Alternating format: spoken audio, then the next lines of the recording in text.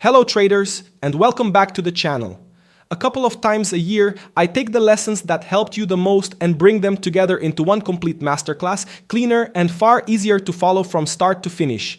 In this one, we cover the true foundation of smart money concepts: market structure, break of structure and change of character, liquidity and inducement, fair value gaps and order blocks. But this is not just theory. You'll also learn the exact strategies that put these concepts to work: how to spot a setup, where to enter, where to place your stop, and how to manage the trade to the end. So take your time, follow it step by step, and let's build your smart money foundation the right way. So, if this kind of content helps you, take a second to like the video, subscribe, and turn on notifications so the next lessons reach you the moment they go live. And feel free to share in the comments which topics you would like us to explore in future videos. And if you want to support the channel on a deeper level, consider becoming a member to unlock exclusive content and help keep these lessons coming. You'll also find links to our trusted partners in the description below. Using them costs you nothing, and it directly helps the channel keep producing free educational content like this. Let's start with the basics: understanding support and resistance. Support and resistance are zones where the price has reacted previously and may react again in the future. On the chart, you can see the price pushing up, hitting a certain area, and reversing. This area is known as resistance, indicating that sellers have initiated short positions while buyers have closed their long positions, causing the price to reverse. Similarly, when the price pushes down, hits a particular area, and reverses, it creates a support zone. This indicates sellers closing their short positions and buyers opening long positions, which causes the price to reverse from this area. Next, let's discuss why we should mark these zones on the chart. Here are 3 crucial reasons. First, levels where the price has previously reacted are likely to be rejected again, so we observe these levels closely for potential rejection. This helps set profit targets, especially if they are key levels on higher time frames, as even minor reactions here can lead to major reversals in lower time frames. Second, determining market direction. When the price breaks through a resistance level, it shows that buyers have overpowered sellers, indicating bullish momentum and a potential upward continuation. Similarly, breaking below a support level indicates bearish momentum, so we align our trades with the dominant trend. Identifying the direction is the first step when we open the candlestick chart. Third, identifying liquidity. We know that when the price reaches support and resistance levels, price action traders seek trading opportunities. Break and retest traders will buy if they see rejection signs in the zone, placing their stops below this level, anticipating upward continuation. If there isn't enough liquidity to push the price higher, the market might break below this level, grab the liquidity, and continue rising. So having our entry below this level can provide double confirmation of the moves we anticipate. Traditional support and resistance are also considered liquidity areas. Those classic support and resistance zones are where most traders begin and where the market quietly hides its intentions. Smart money reads the very same levels in a completely different way. To see what price is truly doing when it reaches them, we first need a sharper way to map the market itself. So, let's begin with the foundation. First, consider an idealized version of market structure: a perfect uptrend. I call this idealized because it is rare to see an uptrend in real market conditions that follows this pattern perfectly. Markets usually do not move with that level of predictability. Nevertheless, to enhance our understanding of uptrends, let's examine this ideal model before shifting our focus to the more realistic uptrend structures that are more commonly observed. In a typical uptrend, prices will consistently create higher highs and higher lows. The pattern generally sees prices surpassing previous highs while sustaining the lows. An uptrend concludes when there is a break below one of the significant lows. To preserve the continuity of an uptrend, it's essential that these major lows remain unbroken. Additionally, when a price exceeds a major high, it results in a structural break and forms a demand zone, indicative of a break of structure, or BOS. Accurately identifying major highs and lows is crucial because it allows us to recognize signals for potential trend reversals or continuations.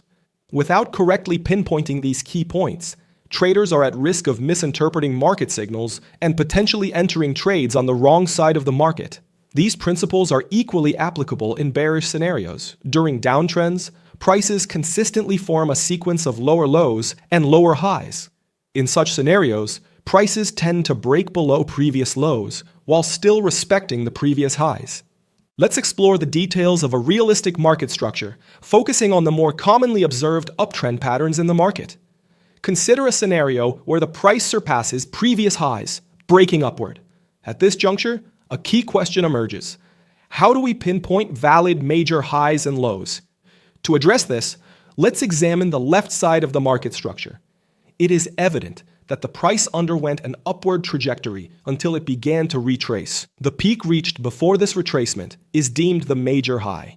Conversely, the lowest point during the bullish wave that triggered this upward movement and led to a break of structure and a new high is recognized as the major low.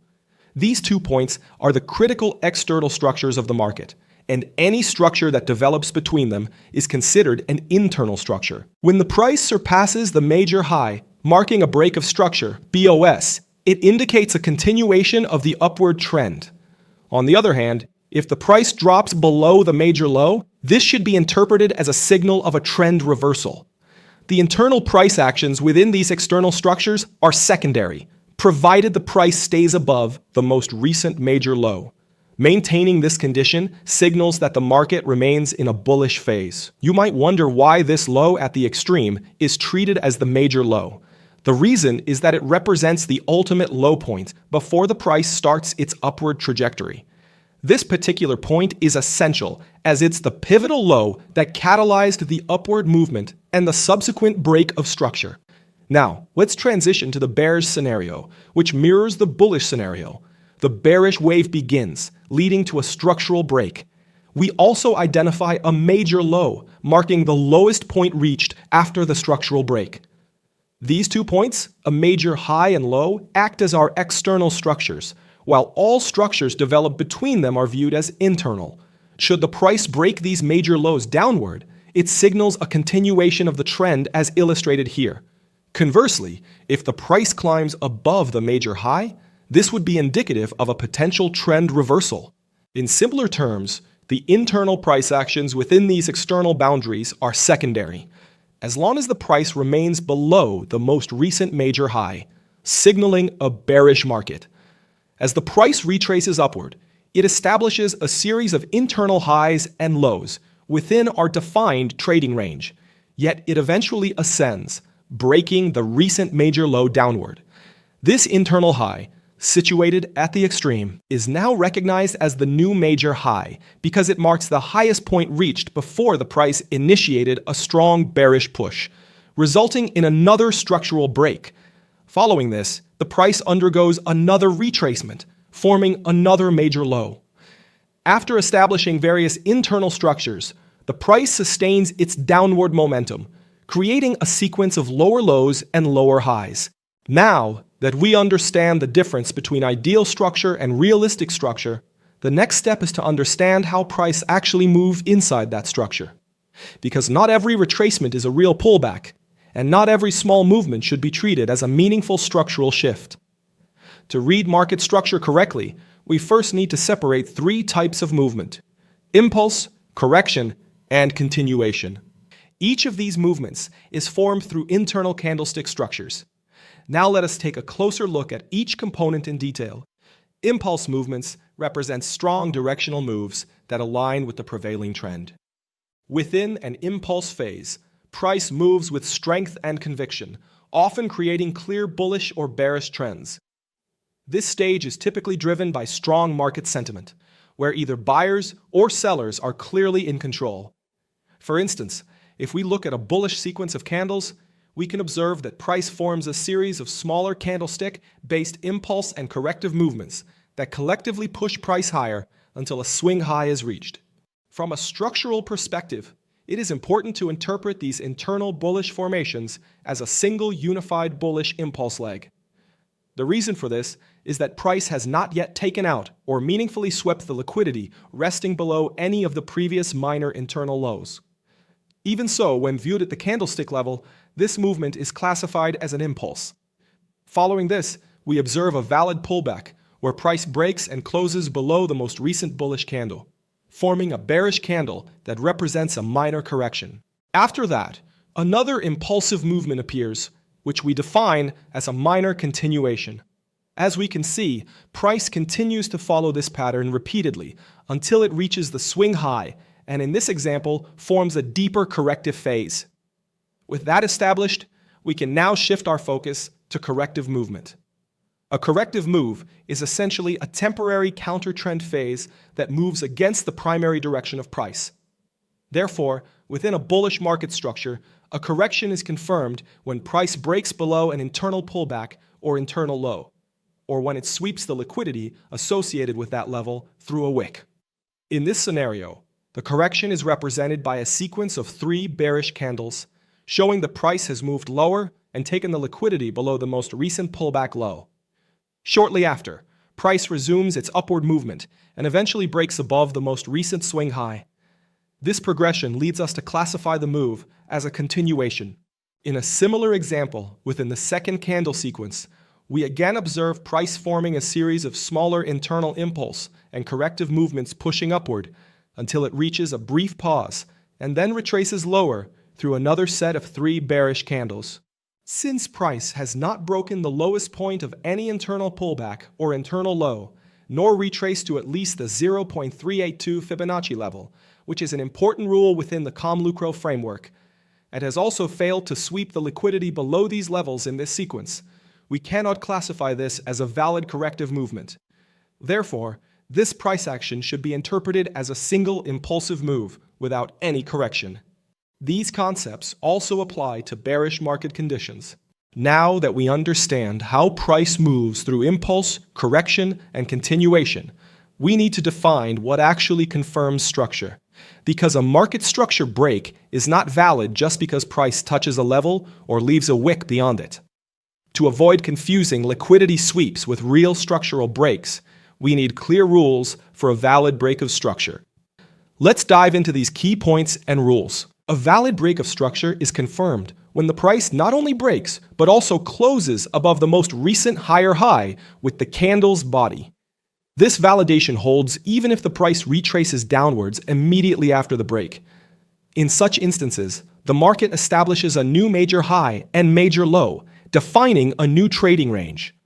Should the price then break this newly established major low heading downwards, it suggests a potential trend reversal, indicating a shift from a bullish to a bearish stance, a change of character, or CHOCH. Continuing our exploration, if the price breaks the previous higher high with a long wick or shadow, and the body of the candle closes below the high's range, and if the subsequent candle's wick does not exceed the first candle's wick, this does not qualify as a valid break of structure. In this instance, the resulting low is treated as an internal structure within the trading range. For a reliable indication of a trend reversal or a valid change of character, we need to observe the price breaking below the significant low at the extreme, rather than merely breaking above an internal high. Now let's consider a different scenario. If the price surpasses the recent higher high with a wick, and the body of the first candle closes below the high's range, but the subsequent candle's wick exceeds the first candle's wick, we then recognize this as a valid bullish break of structure. Here, a new major high and a new major low are established, outlining our updated trading range. The internal price action within this defined range is less significant, provided the price remains above our newly established major low, which signifies a bullish market. If the price later breaks this newly formed low downward, it then acts as a clear indicator of a trend reversal or a valid change of character.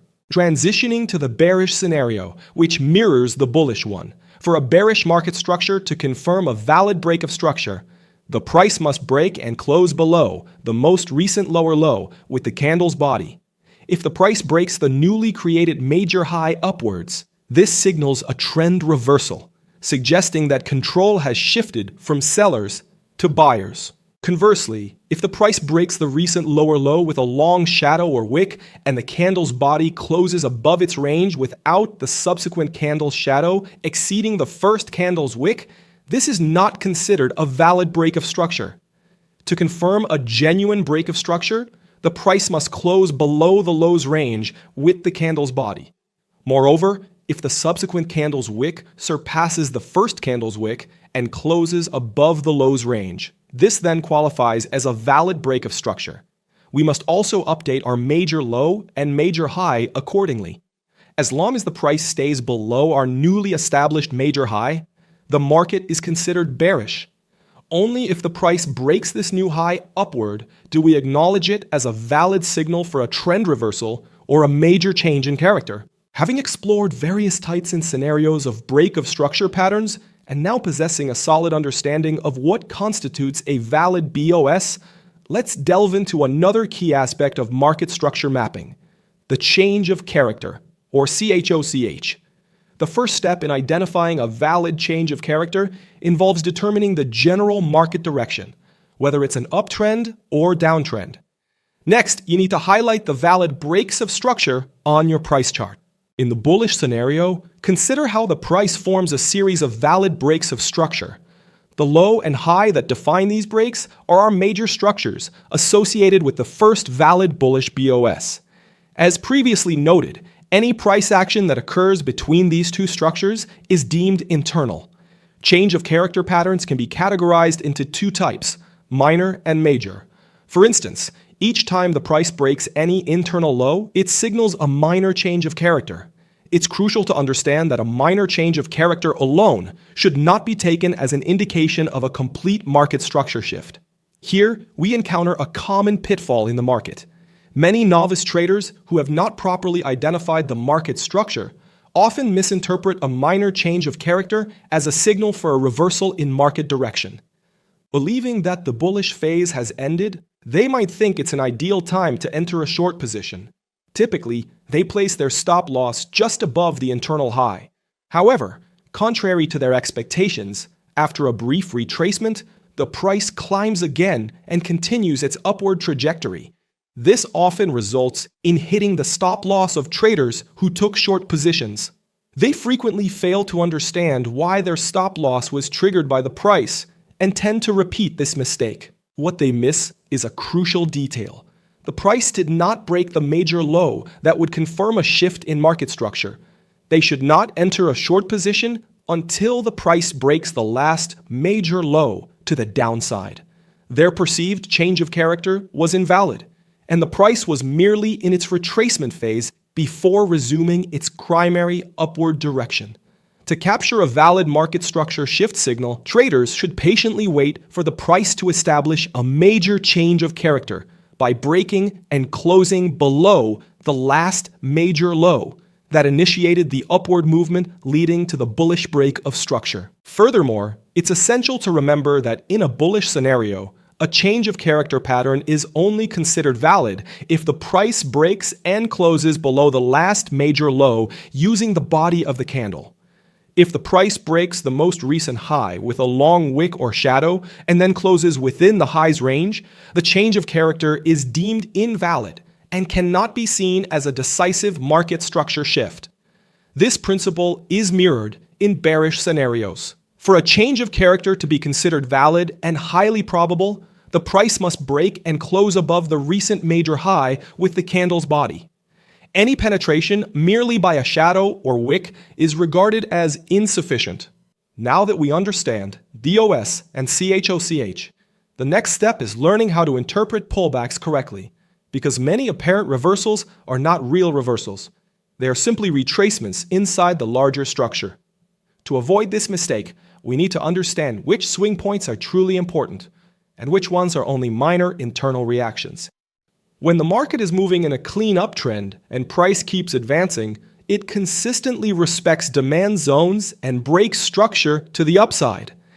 In classical terms, it prints higher highs and higher lows. Inside this type of trend, what we call a pullback is simply a retracement of price before continuation. On the ComLucro channel, pullback and retracement mean the same thing.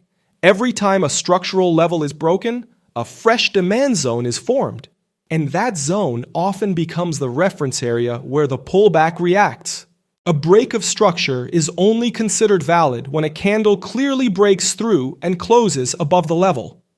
A wick extending above the high shows that buyers managed to push price higher, but it also signals rejection back into the range. From a pullback perspective, this type of move often represents liquidity being taken, not a real retracement. Many traders confuse these wicks and liquidity grabs with pullbacks, but they are not the same thing. When price produces another break with a strong full-bodied candle, this confirms a valid breakout. At that moment, we can define this level as the most recent higher low. This higher low is the key reference for identifying a healthy pullback. As long as price holds above this area, the bullish bias remains intact, and the retracement is considered corrective. When price pulls back into this zone and respects it, we classify that move as a valid pullback. If a clear reversal pattern appears, it may be reasonable to look for a short trade targeting this demand zone, since it still functions as solid support. A change in character takes place when price breaks and closes below this higher low. When that happens, the move is no longer a pullback or a retracement. Buyer control is being challenged, and the market may be shifting structure into a potential downtrend. The same logic applies in a bearish environment. However, this creates another major problem for most traders. Even after understanding break of structure and change of character, many traders still struggle to identify which pullbacks are truly valid and which ones are simply temporary reactions inside the trend. That is exactly why this next principle becomes so important, because not every swing high or swing low has the same structural value. The first concept we will cover is how to separate major swings from minor swings, because this distinction is essential to identify valid pullbacks. Not every swing high or swing low defines a retracement. In an uptrend, major swing lows are the levels that matter, because they are the zones from which breaks of structure originate. This level represents the starting point of the impulsive move after a previous high is taken, and it defines where a pullback is allowed to retrace without invalidating the trend. A change of character happens when price breaks and closes below this specific level. When that occurs, the move is no longer a pullback or a retracement. The remaining swing lows are classified as minor, and a break below them does not signal a genuine reversal. These minor breaks often happen during pullbacks and should not be mistaken for a change in direction. Now here is a key point to understand. A level can only be classified as a major swing after a valid break of structure has occurred. Until that happens, a retracement cannot be properly defined. This level represents the highest price recently traded, and a break of structure is only valid when price clearly moves through it with conviction. Only after that confirmation can we label a swing as major. For that reason, this level becomes the reference point for pullbacks, while the remaining swings are treated as minor reactions. A break below a minor swing low still signals a temporary loss of bullish strength, but not a reversal. In some situations, such as a reversal liquidity sweep coming from a higher time frame key level, a short trade may be considered targeting the major swing low.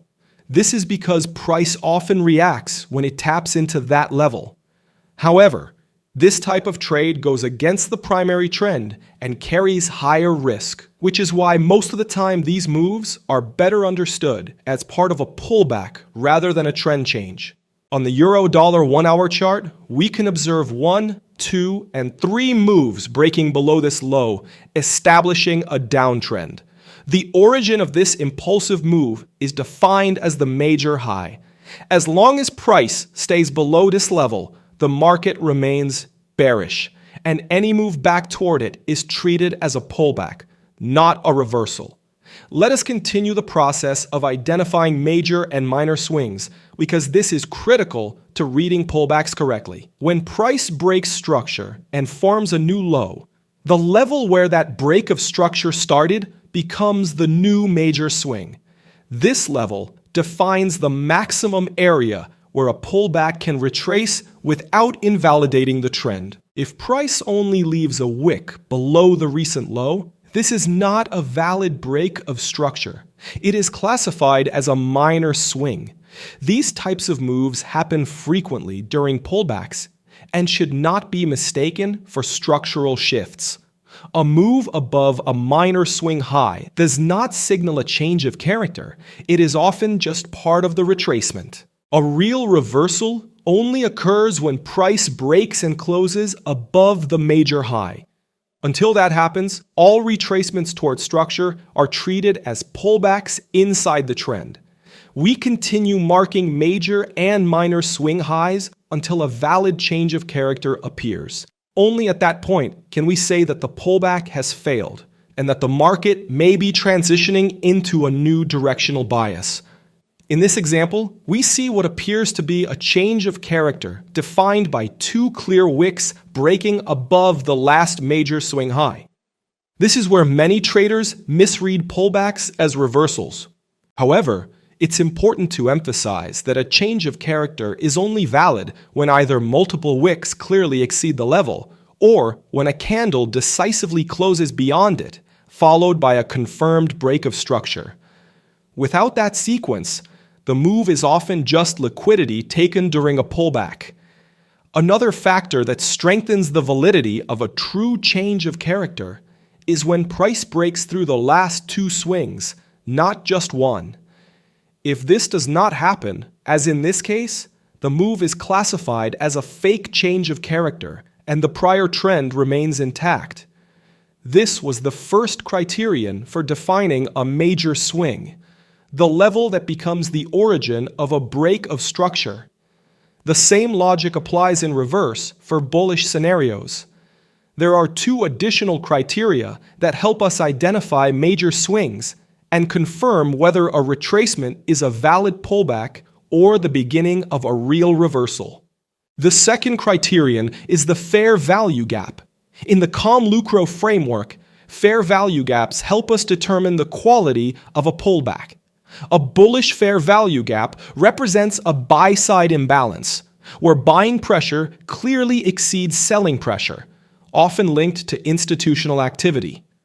When a pullback retraces into a demand zone that created a fair value gap, we expect a reaction, because price is rebalancing an imbalance, not reversing the trend. For this reason, demand zones that include fair value gaps are treated as major reference points for pullbacks, while zones without imbalances are considered minor. When price breaks below a major swing that created an imbalance, this signals a meaningful shift in momentum. At that point, the move is no longer a pullback or a retracement, and it may point to a potential reversal. The same logic applies in bearish scenarios, where pullbacks react into supply zones that contain imbalances. Now let us move to the third and final criterion that helps us define a valid pullback: the depth of the retracement. In the ComLucro framework, pullback and retracement mean the same thing. Consider this example of an upward impulsive leg. After the impulse, price forms two retracement candles. But this pullback does not reach the 38.2% Fibonacci retracement level. Because this minimum depth is not achieved, this retracement is considered invalid. As a result, this move is not classified as a real pullback. Instead of being treated as an impulse followed by a correction, the next push higher is read as a continuation of the same impulsive leg. In other words, what looks like a pullback on the chart is actually just part of the impulse, not a completed retracement. This leads us to a key rule in the ComLucro framework. For a pullback or retracement to define a valid swing and separate impulsive legs, it must reach at least the 38.2% Fibonacci retracement of the prior impulse. If this condition is not met, the move is treated as one continuous impulse and cannot be used to define a major swing or a valid pullback. Now take a look at these examples. In the first case, none of the pullback criteria are present, so this level is classified as a minor swing. Any retracement around this area is considered weak and unreliable. In the second case, we have a confirmed break of structure and a valid retracement that reaches at least the 38.2% level. But there is no imbalance. For that reason, this level qualifies as a valid pullback reference, but only with 2 out of 3 criteria met. In the next example, we see an imbalance and a valid retracement to 38.2% or more, but there is no confirmed break of structure. This is also treated as a 2-star pullback because one of the core conditions is missing. In the final example, all 3 conditions are present. The swing created an imbalance, broke structure, and showed a proper retracement. This is what we classify as a 3-star pullback, the highest quality pullback in the ComLucro framework. When price breaks and closes below this low, the pullback has failed. That break confirms a valid change of character, signaling a true shift in market direction and momentum. But even after understanding pullbacks, structure shifts, and valid reversals, there is still another important layer that most traders fail to recognize. The market does not move randomly between structure points. Very often, price intentionally moves toward areas where liquidity is resting before the real continuation begins. This brings us directly into liquidity sweep zones, one of the most important concepts in institutional trading. If we want to understand why price moves the way it does, we need to understand why the market constantly targets the areas where retail traders place their stop losses. Let us simplify the process. Price is trending higher, printing higher highs and higher lows. Then a pullback occurs and equal lows are formed. These levels are common areas where retail traders place their stop losses. Price briefly moves below those lows, triggering the stops and releasing a wave of sell orders into the market. But here is the key point. Price does not continue lower. Instead, it quickly reverses direction. The reason is that institutions are stepping in and using that liquidity to build large buy positions. Once price rallies upward and breaks the previous high, we have confirmation of strong demand. At that point, we mark the zone and wait for price to come back. When price reacts there, that becomes our entry signal. Simple in concept, but extremely powerful in execution. However, liquidity alone is not enough.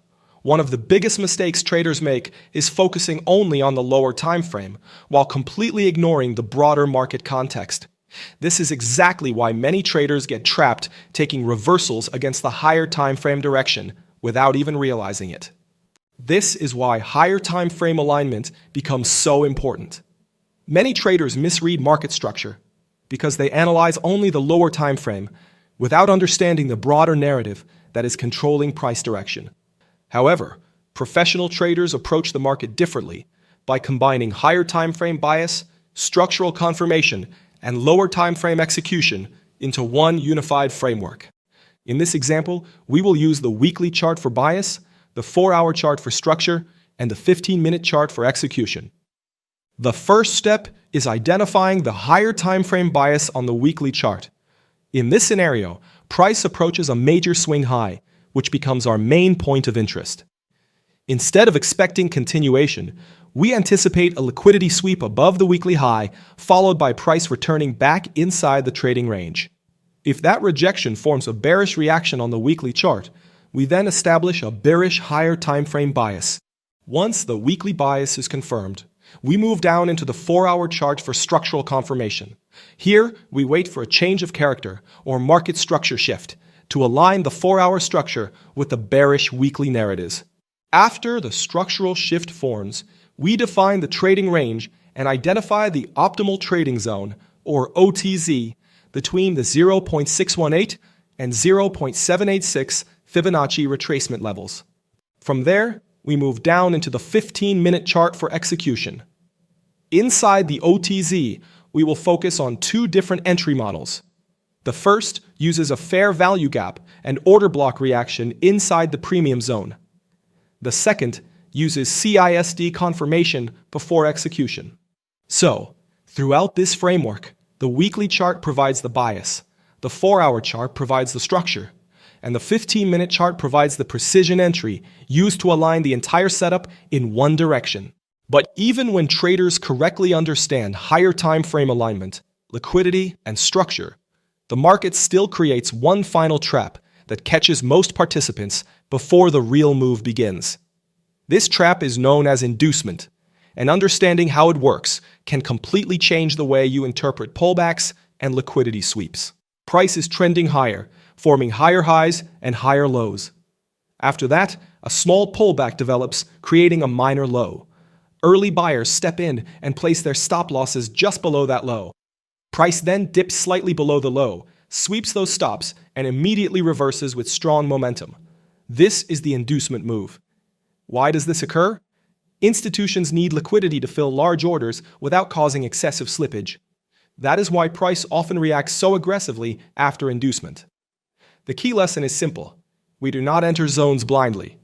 Instead, we wait to see if inducement takes place. When it does, the probability that the zone will hold increases significantly. Now, after understanding liquidity sweeps, inducement, pullbacks, and higher time frame alignment, we arrive at one of the most important lessons in trading psychology.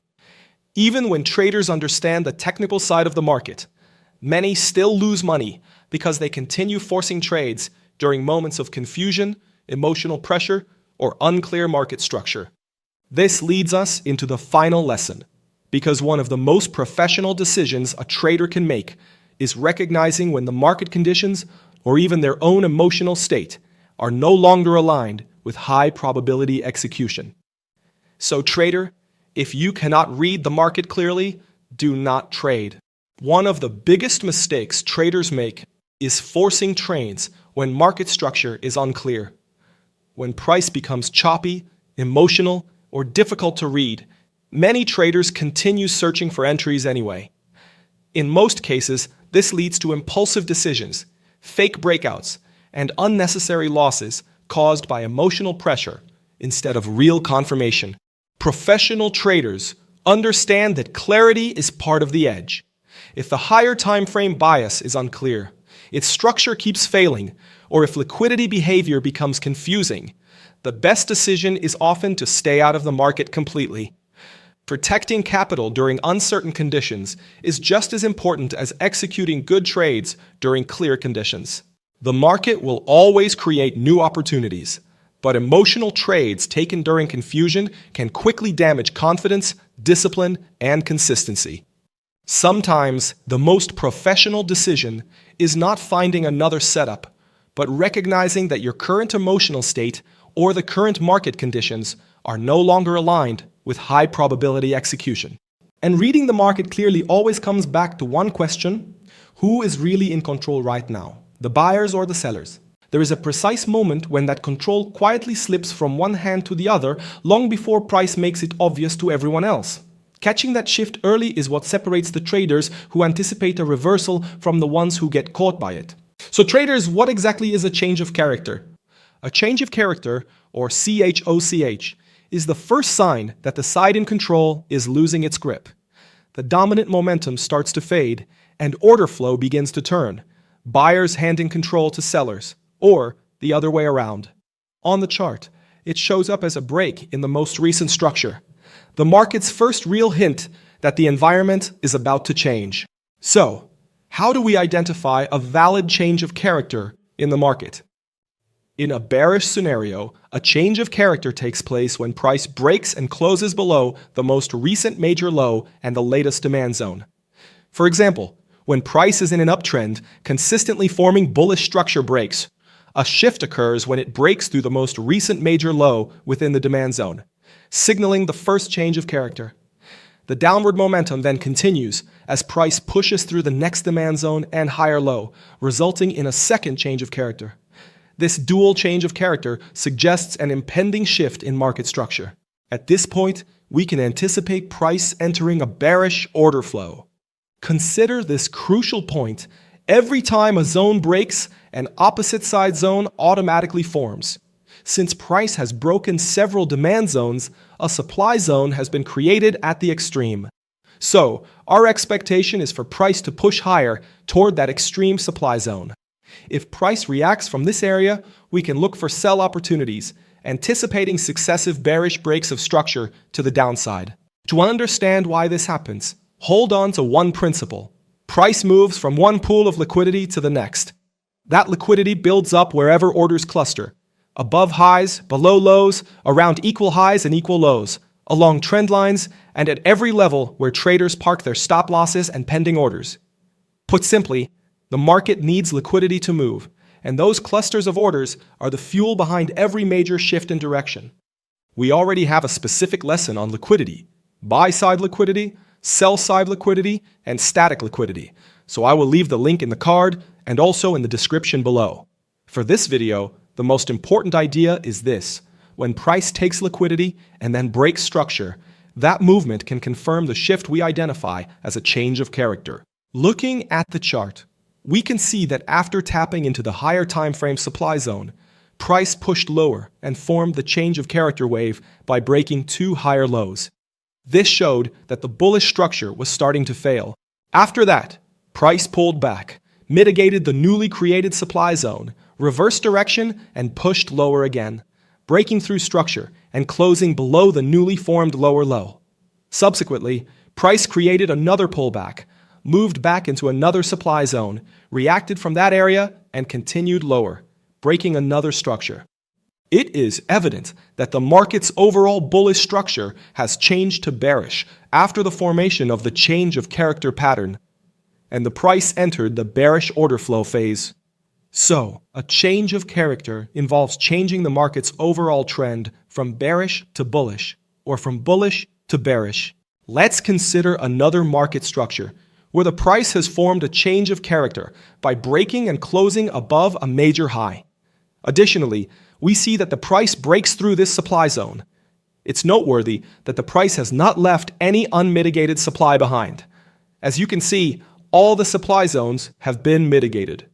This means that as the price breaks through the latest supply zone, it signifies the formation of a demand zone. As mentioned earlier, whenever a zone breaks, an opposite side zone is automatically formed. Therefore, a newly generated unmitigated demand zone emerges at the extreme. Considering this, entering a long position based on this demand zone is a viable option. There is a high probability that the price will return to this demand zone, react to it, and then change its direction to the upside. This expectation is supported by the prior formation of a bullish change of character, indicating an upcoming shift in the market structure towards a bullish trend. In this situation, the price has a great opportunity to retrace back down, touch our newly generated demand zone, activate our pending buy order, and then push to the upside. Now let's get into the criteria that separate a valid, high-quality change of character from a false one, and how to use each to your advantage. The first criterion is higher time frame mitigation. A change of character is valid only if the price reverses and originates from a higher time frame supply or demand zone before breaking the recent major structure and initiating the change of character. If the price creates a change of character without interacting with a supply or demand zone, even with a valid candlestick pattern, it cannot be considered a valid change of character. This is crucial because it helps us identify high probability points of interest and valid reversal patterns, preventing us from falling into traps caused by false reversals and trading in the wrong direction. For example, consider a bearish market structure where sellers are in control. The price has formed a series of bearish breaks of structure and supply zones associated with these structure breaks. In the following scenario, price gives a tiny rejection from the last supply zone, then pushes up and closes above it. This is a trap that plays out in the market all the time. Traders who haven't read the structure correctly see this move and call it a change of character, a signal that the trend is reversing. Convinced the bearish phase is over, they go long off the newly formed demand zone and tuck their stop loss just below it, But instead of reversing, price makes one brief push up, mitigates the supply above, and then resumes its move down. Their stops get taken out, and most never understand why, so they make the same mistake again and again. Here's what they missed. Price never reversed from an unmitigated demand zone. There was no reason to go long until price reached a major unmitigated demand area. The change of character was invalid. That upward move only existed to mitigate the supply above, using the last supply zone as inducement to sweep liquidity and build momentum for the move down. Without a real grasp of market structure, losses like this are almost guaranteed. With it, the trap is obvious. The change of character was invalid because price hadn't reached the higher timeframe demand zone yet. This scenario highlights that without a proper understanding of market structure, you're likely to experience losses. Inexperienced traders could have avoided this if they had a better understanding of market sentiment.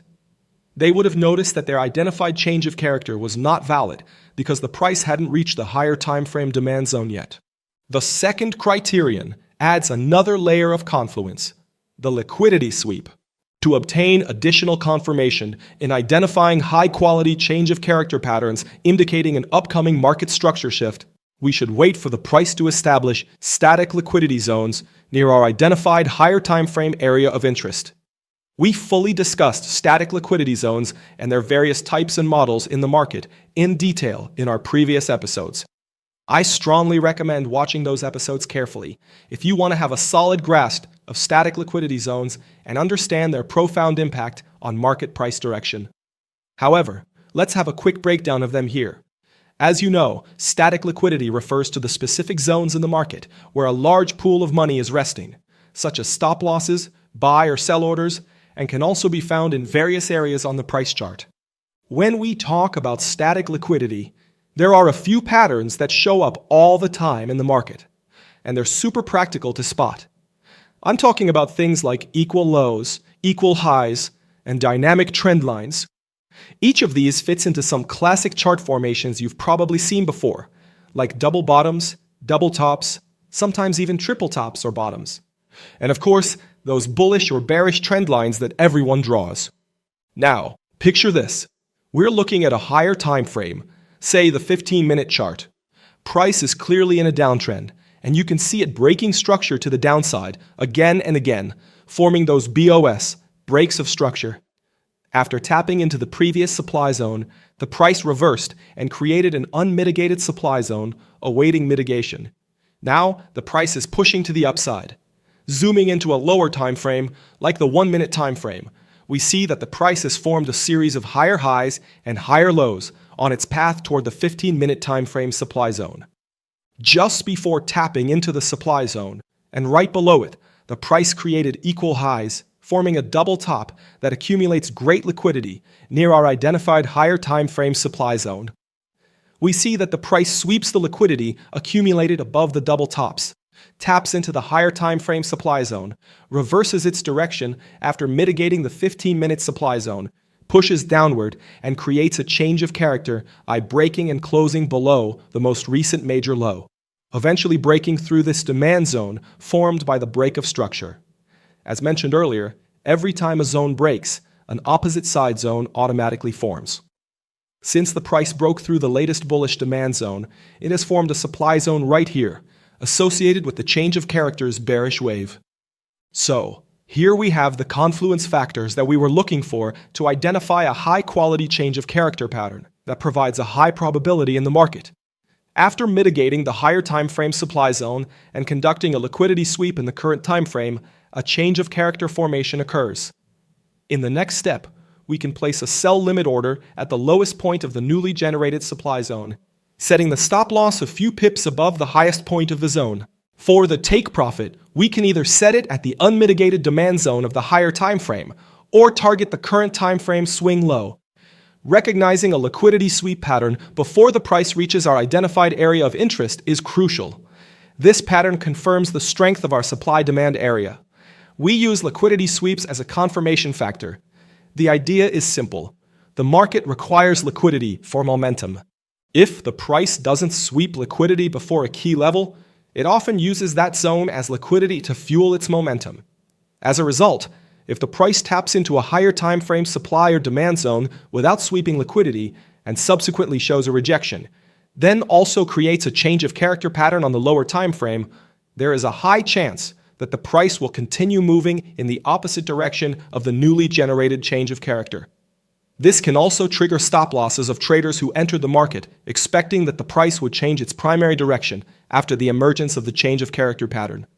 The third criterion is the double zone breakout. For a change of character pattern to be more effective with a higher chance of success, the price should break and close below or above two successive supply or demand zones along its path. For example, in this scenario, if the price breaks through this demand zone, we have a double zone breakout, because the price breaks out of two successive demand zones with a bearish single leg movement. This pattern will be a strong confluence and confirmation for entering the market by opening short or long positions, depending on the bearish or bullish order flow. Let's consider a scenario where the price only created this supply zone. The price broke through and closed below the two demand zones, leaving a significant inefficiency behind.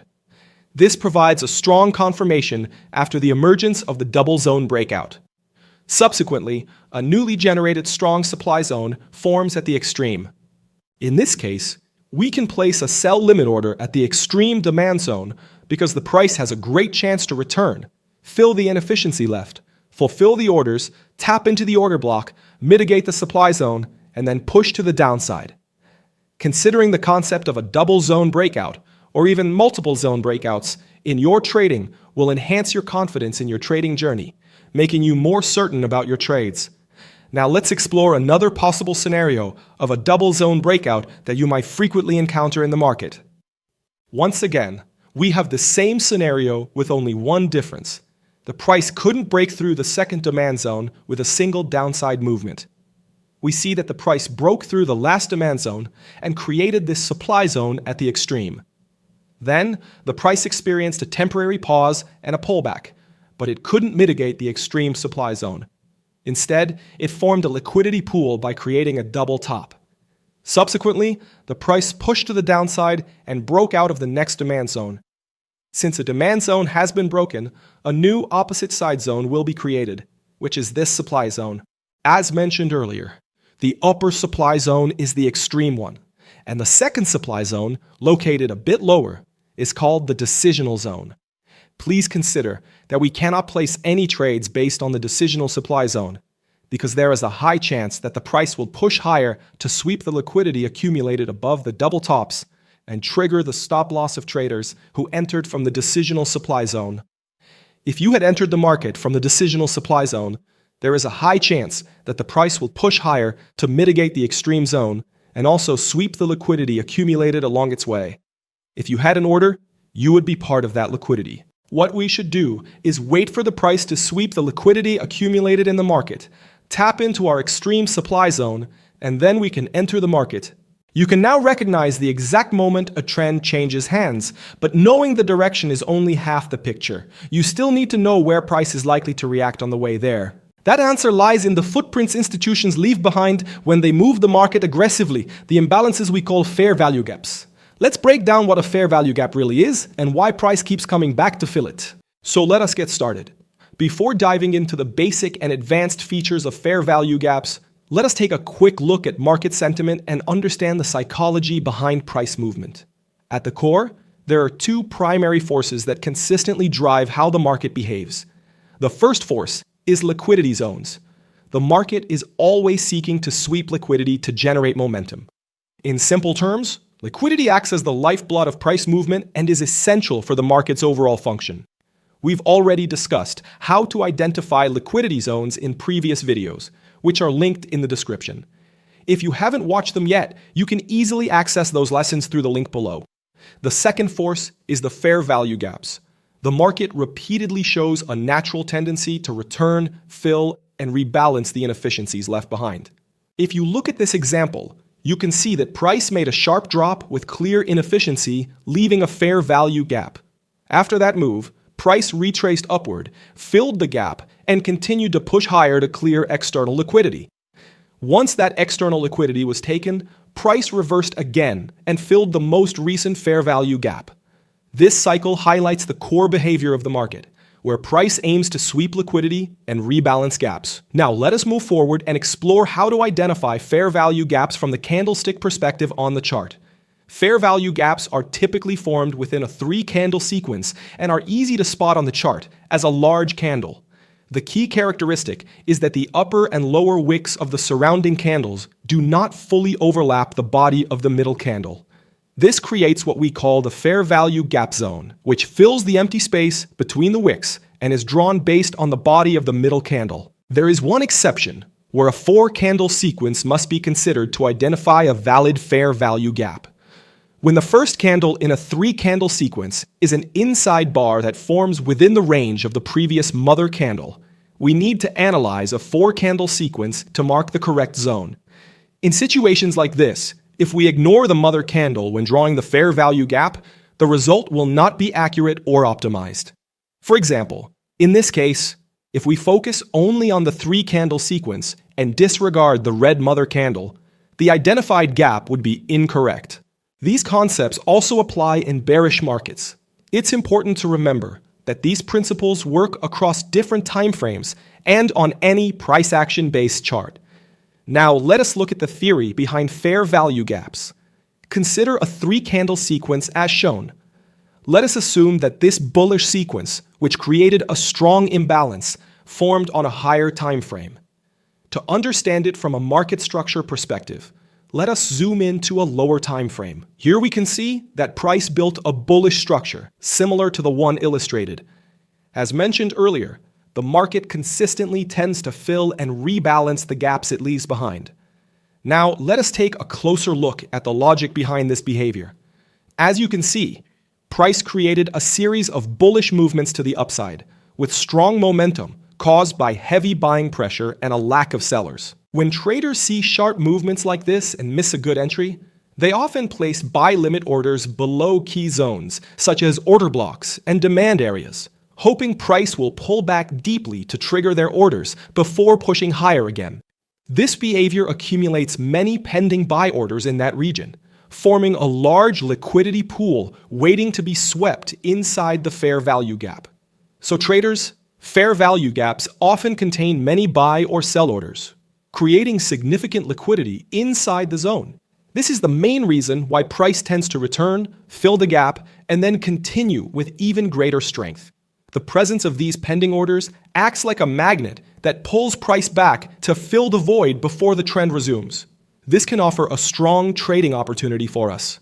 Imagine a scenario where the price experiences a downward movement. In this case, a fair value gap, also called a liquidity gap, emerges due to the absence of buying pressure across that specific downward move. Please note that the identification of the gap is based only on the impulse up or impulse down candle together with the adjacent candles. Any other candles outside this range do not play a role in determining the gap. These pockets of liquidity voids are important because they can act as strong entry points due to the market's natural attraction to liquidity. When price is inclined to move downward, it aims to clear the potential liquidity zones above it. As a result, these zones may become areas where price briefly pulls upward to fill the gaps before continuing its bearish momentum with greater strength. As we understand the psychology behind fair value gaps, now let us see how we can use them to identify the market's upcoming movement and direction. The key factor we can consider when determining price direction is the price action that unfolds as price enters the fair value gap. If price respects the fair value gap and shows rejection to the upside, it suggests that price may move upward to reach the most recent buy-side liquidity accumulated above the previous high. Conversely, if price shows no reaction upon reaching the fair value gap, it indicates that the market is more likely to move downward to target the sell-side liquidity accumulated below the recent low. Another important concept related to fair value gaps is known as consequent encroachment. This simply refers to the midpoint of the fair value gap or the 50% level of the gap. Fair value gaps can act as areas of support and resistance, similar to other structural levels. Because of this, it is important to observe how price reacts to the boundaries of the fair value gap and to the consequent encroachment level. Let us start with bullish fair value gaps. In an ideal scenario, price reacts at the upper boundary of the fair value gap by trading into it and then closing above it. This behavior suggests that price is respecting the fair value gap. Another valid reaction occurs at the consequent encroachment. In this case, price pierces the midpoint of the fair value gap and closes above it. It is common to see price retest the consequent encroachment shortly after. In the next illustration, you can see the bearish version of a fair value gap reaction. The principle remains the same, but the structure is inverted. Just like other forms of support and resistance, price can also move through a fair value gap and later react from the opposite side. In ICT terminology, this behavior is called a fair value gap inversion. On the left, you can see a hypothetical example of a bullish fair value gap inverting and leading to bearish price movement. On the right, a bearish fair value gap inversion leads to bullish price movement. This behavior closely resembles the classic switch and test seen with many support and resistance levels. Beyond fair value gaps, the ICT method also highlights related concepts such as volume imbalances and gaps. A volume imbalance occurs when there is a difference between the open and close of adjacent candles, even though trading activity exists within that area because the candle shadows overlap. A gap, on the other hand, occurs when there is a complete absence of trading activity between candles. In a bullish gap, there is space between the high of the first candle and the low of the second candle. In a bearish gap, there is space between the low of the first candle and the high of the second candle. In the illustration, you can see the bullish versions of a fair value gap, a volume imbalance, and a gap placed side by side for comparison. In the following illustration, the bearish versions of all three patterns are shown. Keep in mind that fair value gaps, volume imbalances, and gaps can often be used in a similar way when analyzing price behavior and potential reaction areas. To strengthen our understanding of fair value gaps, let us see how to identify them on the chart. Consider a series of bullish candles as illustrated. We begin our analysis from the bottom of the candle series. Here we have a 3-candle sequence represented by these 3 green candles. If we draw lines from the upper wick of the first candle and the lower wick of the third candle, we can see a gap between them. Moving forward, we find another fair value gap inside the next 3-candle sequence. However, price later pushed downward and filled all of those gaps. Continuing the move, we see strong upward momentum. So where is our next fair value gap? By drawing lines from the upper wick of this bearish candle and the lower wick of the following green candle, we identify another fair value gap created between those candles. Next, slightly higher on the chart, we see another 3-candle sequence. But when we draw the lines again, there is no gap between the candles, meaning there is no fair value gap to identify. Once again, if we consider these 3 candles and draw lines from the upper wick of the first candle and the lower wick of the last candle, we see that there was a gap between the candles, which is mitigated and rebalanced by these 2 candles. Next, we have another 3-candle sequence at the top. If we draw lines, we can clearly identify another unmitigated fair value gap here. So in this bullish candle series, we have identified 2 unmitigated fair value gaps, one located at the top and one located at the extreme. Price often pushes back down to fill the liquidity voids in these fair value gaps before continuing its bullish momentum. Price can reverse from the upper fair value gap, or it can move lower to mitigate the fair value gap at the extreme. Both scenarios are possible in the market. The same concepts apply in bearish conditions. Now, let us take a quick look at a real chart to see how we can use the fair value gap concept in market structure mapping. Here, as you can see, the dominant direction of price is bearish. To identify fair value gaps with high probability, we first need to wait for price to form a valid break of structure. Here, we see that price pushed to the downside and broke the previous major low, closing below it. This gives us a valid break of structure.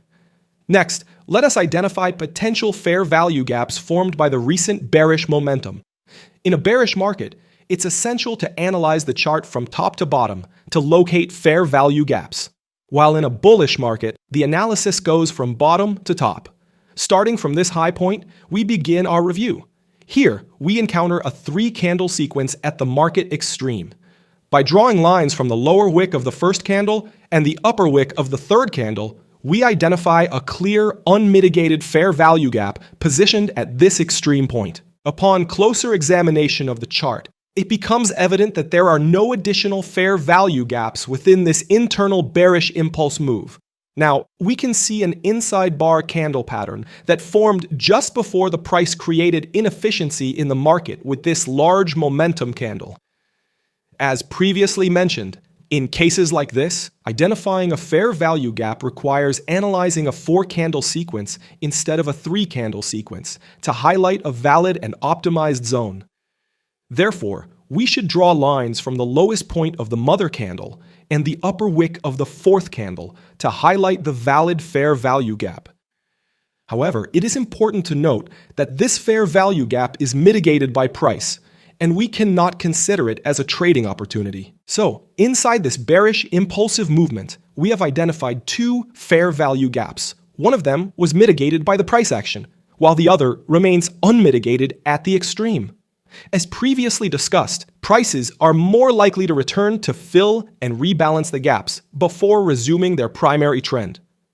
Therefore, what we should do here is wait for price to retrace back up to fill the gaps it has left behind before continuing its bearish momentum. Let us see what happens next.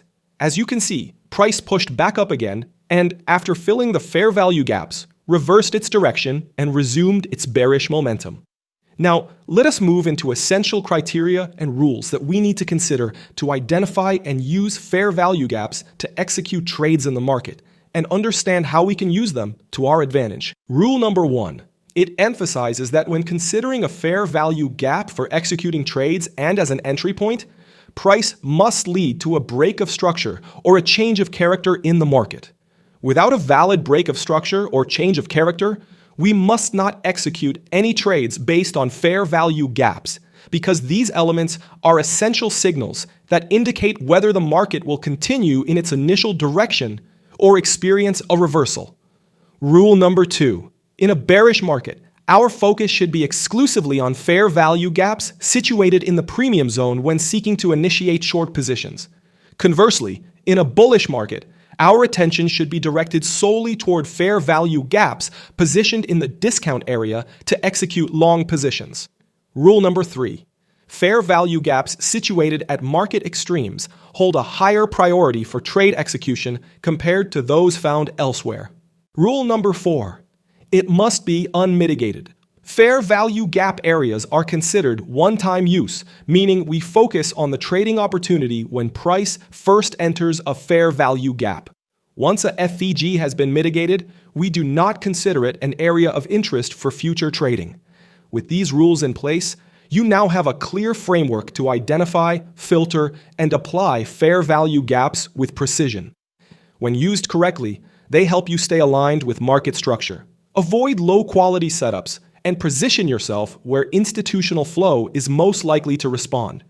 Understanding the mechanics is important, but knowing when a fair value gap truly matters is what transforms this concept into a reliable trading tool. Now that you understand how fair value gaps are formed, how to identify them, and which rules make them relevant, the next step is learning how to apply this concept inside a real trading plan. A fair value gap alone is not a complete strategy. It becomes much stronger when combined with market structure, liquidity, higher time frame context, and precise lower time frame confirmation. On the pound-dollar 1-hour chart, price tapped into a bearish fair value gap and then continued moving lower. After that, another fair value gap formed and price once again rejected to the downside. On the euro-dollar 1-hour chart, you can see how price reacted multiple times to a fair value gap before the reversal finally occurred. This concept works across all time frames. Even on the daily chart, price forms clear fair value gap zones. This specific gap was created by strong buying pressure and sustained upside momentum throughout the session. We expect price to eventually revisit this fair value gap and offer a potential long opportunity. However, for a day trader, this area is simply too wide to trade effectively. Because of that, we need to drop down to lower time frames and refine it. Refining a fair value gap means moving to a lower time frame to locate a more precise fair value gap within the larger zone. For instance, when we zoom into the 4-hour chart, we can identify a 4-hour fair value gap sitting inside that broad daily area. This transforms a wide daily imbalance into a much tighter and more accurate zone to work with. This refinement process is not exclusive to fair value gaps. The same approach can be applied to order blocks, supply and demand zones, and other key areas. Now we arrive at the next important question. Which fair value gap should we actually trade? In this example, there are several fair value gaps marked on the chart. The basic idea is to wait for price to reach these zones and then look for buying opportunities. However, we're only focused on buying when price reaches the middle fair value gap. So why are the others ignored? If we take the beginning and the end of the most recent impulsive move and apply the retracement tool, you will see that the second fair value gap sits below the 50% level, which defines the discount zone. The other fair value gap is positioned above the 50% level, which places it in the premium area of the range. We only look for long trades in the discount zone for several reasons. In most cases, the market tends to remove early buyers. Waiting for price to reach the discount area provides a safer long entry, increases the probability of success, and lowers the risk of becoming a liquidity target.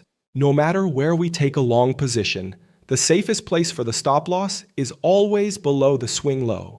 Because of that, we want our stop to remain as close to that level as possible. At the same time, our first target is the most recent high.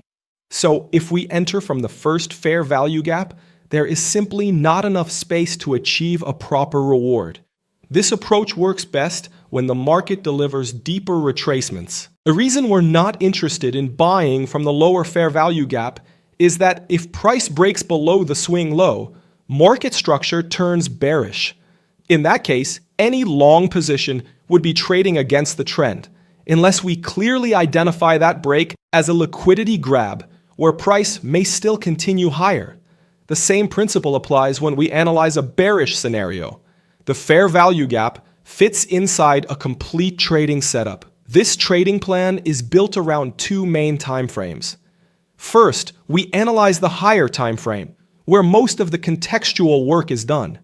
Here, we study market structure to define direction, key levels, liquidity zones, and most importantly, fair value gaps, which act as optimal trading areas and can offer high-quality setups. In the second step, we move down to the lower time frame to look for confirmations and execute our entries. Remember, this trading plan is not restricted to any specific market or time frame. However, your execution time frame must always be 2 time frames lower than your higher time frame. Based on your trading style, there are 3 time frame combinations you can use. For example, if your higher time frame is the 4-hour chart, you should drop down to the 15-minute chart to execute your trades. As mentioned earlier, this trading plan is simplified into 2 main stages. So let us start with the first stage, analyzing market structure on the higher time frame. In this broader analysis, we apply smart money market structure concepts to define direction and key levels. To determine direction, we look for breakouts, reversals, and liquidity sweep behavior. Everything will be marked manually on the chart. We will identify break of structure, change of character, and liquidity sweeps using pure price action. This is a core skill every trader must build, learning to read and mark the market by hand. Now we can observe multiple breaks of structure to the upside, which tells us the overall directional bias is bullish. After that, the market creates a liquidity sweep above the previous high, pointing to a possible reversal. This move is later confirmed when price breaks and closes below this low, forming what we call a change of character plus. This occurs when price fails to print a new high and then breaks the swing low to the downside. This behavior shows that buyers were unable to hold control and sellers have stepped in. A bullish liquidity sweep occurs when price moves below a key area, triggers stop losses, and then quickly reclaims the range. When this happens, we anticipate a move to the upside. In the same way, a bearish liquidity sweep takes place when price reaches above a swing level, engages liquidity, and then rapidly drops back below the range. When this occurs, we expect a move to the downside. Now remember, if you're not able to clearly define market structure and direction on your chosen time frame, it is better to move on to another asset. When direction is unclear, the likelihood of making poor trading decisions increases. Shifting your focus to a market with a clearer trend helps you remain disciplined and objective. The final step of higher time frame structure analysis is identifying high-quality fair value gaps to trade. We mark these fair value gaps manually using pure price action. The goal is to focus on the most relevant and recent gaps without cluttering the chart. By filtering out smaller, less significant imbalances, we are left with clearer and more meaningful zones. Once the optimal trading area is identified, we wait for price to reach that zone and then drop to a lower time frame to look for reversal confirmations and execute the trade. This is the overall logic behind the trading plan. Here's the checklist of concepts we apply on the higher time frame. Now, the second part of this trading plan is to wait for confirmations and execute the trade on the lower time frame. After price reaches our trading zone, we need to see clear signs that the short-term upward move has ended and that price is prepared to move lower. To spot this reversal, we focus on liquidity sweep behavior and shifts in market character. A valid liquidity sweep above the previous high suggests that a potential reversal is developing. At this point, you can enter a short position, place your stop loss above the high of the liquidity sweep candle, and aim for the key levels ahead of price. For a more conservative entry, you can wait until price breaks below the recent low to confirm the change of character. Once the reversal is confirmed, we then wait for price to create new fair value gaps. This is why the strategy is referred to as FVG and FVG. This does not mean that the lower time frame fair value gap must sit exactly inside the higher time frame gap. The key idea is that the higher time frame gap defines the optimal reaction area, while the lower time frame gap offers precise entry timing after confirmation. Once an FVG appears on the lower time frame, we place our sell limit at the start of the gap and position our stop above it. For the first target, we reduce risk by closing half the position at a 1-to-1 target and moving the trade to break even. The final target is the first major zone ahead of price on the higher time frame. Now, before we look at real chart examples, I want to go over some common situations that appear on the chart and how to deal with them. In the first case, we have a very small fair value gap. When this happens, it's better to use a slightly larger area for your stop loss, so it's protected from normal price fluctuations. In the opposite case, we may see a very large fair value gap on the lower time frame. The problem here is that placing the stop below this zone would lead to an excessively large stop loss. In this situation, we can either use a smaller area below the fair value gap as our stop, or place our buy order closer to the middle of the zone. By doing this, the risk to reward profile improves significantly if the trade becomes profitable. Now let us move on to some real chart examples.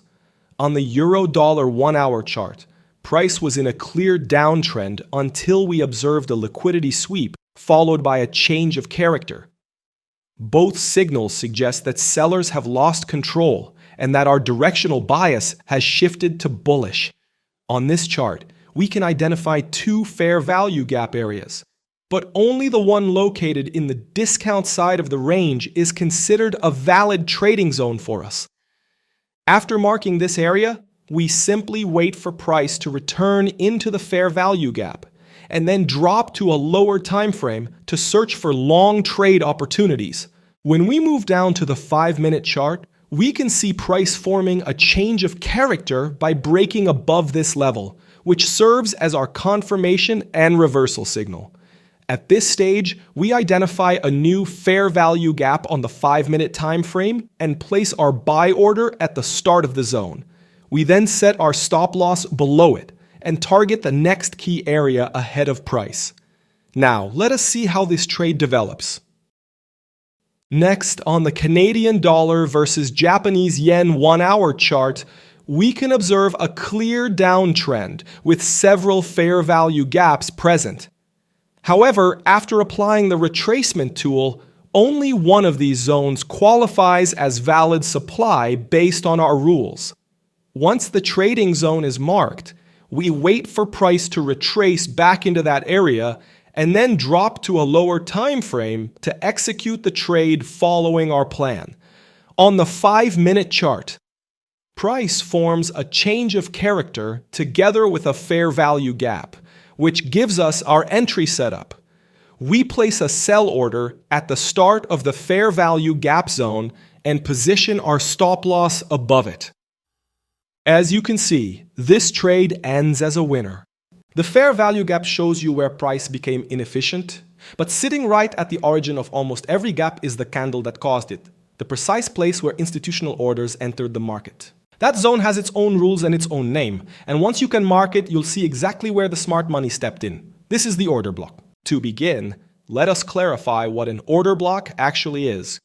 An order block represents a specific area on the chart where a large amount of capital entered the market, usually from big banks or major institutions, often referred to as smart money. Because these participants operate with significant size, their activity tends to produce strong and visible price movements. When price accelerates sharply away from a particular level, like in this example, it often signals that institutional orders were placed there. Moves of this magnitude require heavy buying or selling pressure, and the zone where those orders were executed is what we call an order block. In general, order blocks fall into two main categories. Bullish order blocks are created by aggressive buying activity, while bearish order blocks are created by strong selling pressure. In this video, bullish order blocks will be marked in blue and bearish order blocks in purple, although the specific colors are entirely up to personal preference. Once an order block has been clearly identified, it often becomes an area of interest because price has a tendency to revisit and react from that zone. It is common to see price return to the order block and then respond with a bounce or continuation. In this example, entering at the order block would have produced a favorable move, clearly illustrating how price can react around these areas. At this point, you might be wondering whether order blocks are the same thing as support and resistance. While both concepts are used to identify important price levels, they are not identical, and there are key differences between how they function and how they are defined. The first difference lies in how each one forms. Order blocks are identified based on strong and impulsive price movement away from a specific area. When price expands aggressively from a level, that area can be marked as an order block. Support and resistance, on the other hand, require visible reactions over time. If price rejects a level once and then rejects it again later, that repeated reaction allows us to define a support or resistance level. Another important distinction is the way these levels are drawn on the chart. Order blocks are usually marked as broader zones or areas, reflecting the range where orders were executed. Support and resistance levels are most often drawn as single lines. Even when they are drawn as zones, they tend to be much thinner and more precise compared to the wider zones used for order blocks. A third difference relates to how often price can interact with these levels. Order blocks are generally considered a one-time use. Once price returns to and touches an order block, it is no longer treated as valid. Support and resistance levels, in contrast, can be tested and respected multiple times before they lose their significance. Even though order blocks and support and resistance are different concepts, they can complement each other effectively. When an order block aligns with a support or resistance level, this creates what is known as confluence. Areas of confluence tend to carry more weight, as price has a higher probability of reacting when multiple factors point to the same zone. Before we can work with valid order blocks, we first need to understand how to correctly identify them. Earlier, we mentioned that strong price movement away from an area can point to an order block. However, it is important to clarify that this alone is not enough. A significant move by itself does not automatically confirm an order block. There are specific conditions that must be met for an order block to be considered valid. With that in mind, there are 3 key rules used to define a valid order block. These rules are essential because without them, it becomes very easy to mislabel random price movements as meaningful structures. The first rule focuses on the presence of a fair value gap. For price to qualify as an order block, it must create a fair value gap immediately afterward. This gap is often referred to as inefficiency or imbalance. Whenever you hear these terms, they are simply different ways of describing a fair value gap in price delivery. To make this clearer, let us look at an example. Here we have 2 price movements that appear very similar at first glance, as both move strongly to the upside. The difference becomes clear when we look closer. The example on the left shows a gap between the upper wick of the first candle and the lower wick of the third candle. In the example on the right, no such gap exists because the wicks overlap with the candle body. This gap is what defines inefficiency or imbalance. Even though both moves are strong, only the left example qualifies as a valid order block. To mark it, we take the candle just before the inefficiency and draw a rectangle covering the entire candle, from the highest wick to the lowest wick. The second rule is that an order block must remain unmitigated. In most cases, order blocks are considered a one-time use. Once price returns and touches the order block, even if it is only a wick, that order block is no longer considered valid and should not be reused. To illustrate this, imagine you identify a gap or inefficiency on the chart and decide to mark it as an order block. If price later returns and touches that zone, even if only with a wick, the order block is considered tested. Once tested, it is no longer valid and should not be treated as a fresh order block. Although there are approaches that reuse mitigated order blocks, those will be discussed in other videos. For now, the key idea to remember is that order blocks are generally treated as a one-time use. The third rule, and the most important one, is that a valid order block must lead to either a break of structure or a change of character after it forms. For an order block to be considered valid, price must move with intention afterward, producing either a break of structure or a change of character. To see how this works in practice, let us look at an example. In this chart, price makes a strong move upward and leaves behind a gap or inefficiency, suggesting a potential order block. However, this alone is not enough to immediately draw the order block. We must first observe whether price produces a break of structure or a change of character afterward. At this stage, we can see that price has not yet broken the previous highs, meaning a break of structure has not occurred. Because of that, we wait and allow price to continue developing. Once price eventually breaks this high and creates a break of structure, that is the moment when we can draw the order block on the candle just before the inefficiency. In the next example, price again moves aggressively upward, creates inefficiency, and then follows through by breaking previous highs. Since this sequence results in a clear break of structure, it confirms another valid order block that can be drawn. Now let us examine a different scenario. In this chart, price is producing higher highs and higher lows, and we can identify a potential order block due to the presence of inefficiency. However, because price has not yet formed higher highs beyond the structure, this order block cannot be considered valid at this stage. After some time, price moves downward and creates another possible order block, this time on the bearish side. This is visible through the strong downward move combined with inefficiency on the red candle. Shortly after, price breaks the previous structural lows, forming lower lows. Since this happens during an uptrend, it qualifies as a change of character, confirming that market structure has shifted into a downtrend. At this point, our focus shifts to the most recent order block that aligns with the new trend, which is the bearish order block. The earlier bullish order block is invalid because higher highs were never formed, while the bearish order block is valid due to the confirmed change of character. In this next example, we once again observe a strong upward move accompanied by inefficiency, suggesting a potential order block. However, without a confirmed break of structure, this order block remains invalid. At this point, there is an important detail that can help improve how you use order blocks within your execution and overall framework. If we draw a Fibonacci retracement on this move, we can see that price reacts strongly within the optimal trading zone, which lies between the 0.618 and 0.786 retracement levels. If you are using the OTE concept and did not enter the trade when price initially retraced into this zone, you may still anticipate a potential reaction at this order block. Even though this order block remains technically invalid because structure has not yet been broken, it shows strong signs of behaving like a valid order block. In this scenario, if you had entered a long position in either of these situations, the trade would have resulted in a profitable outcome.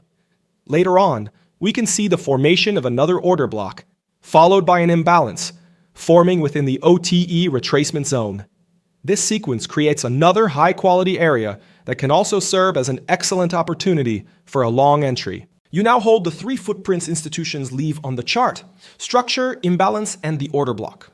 Now let's explore supply and demand in smart money concepts.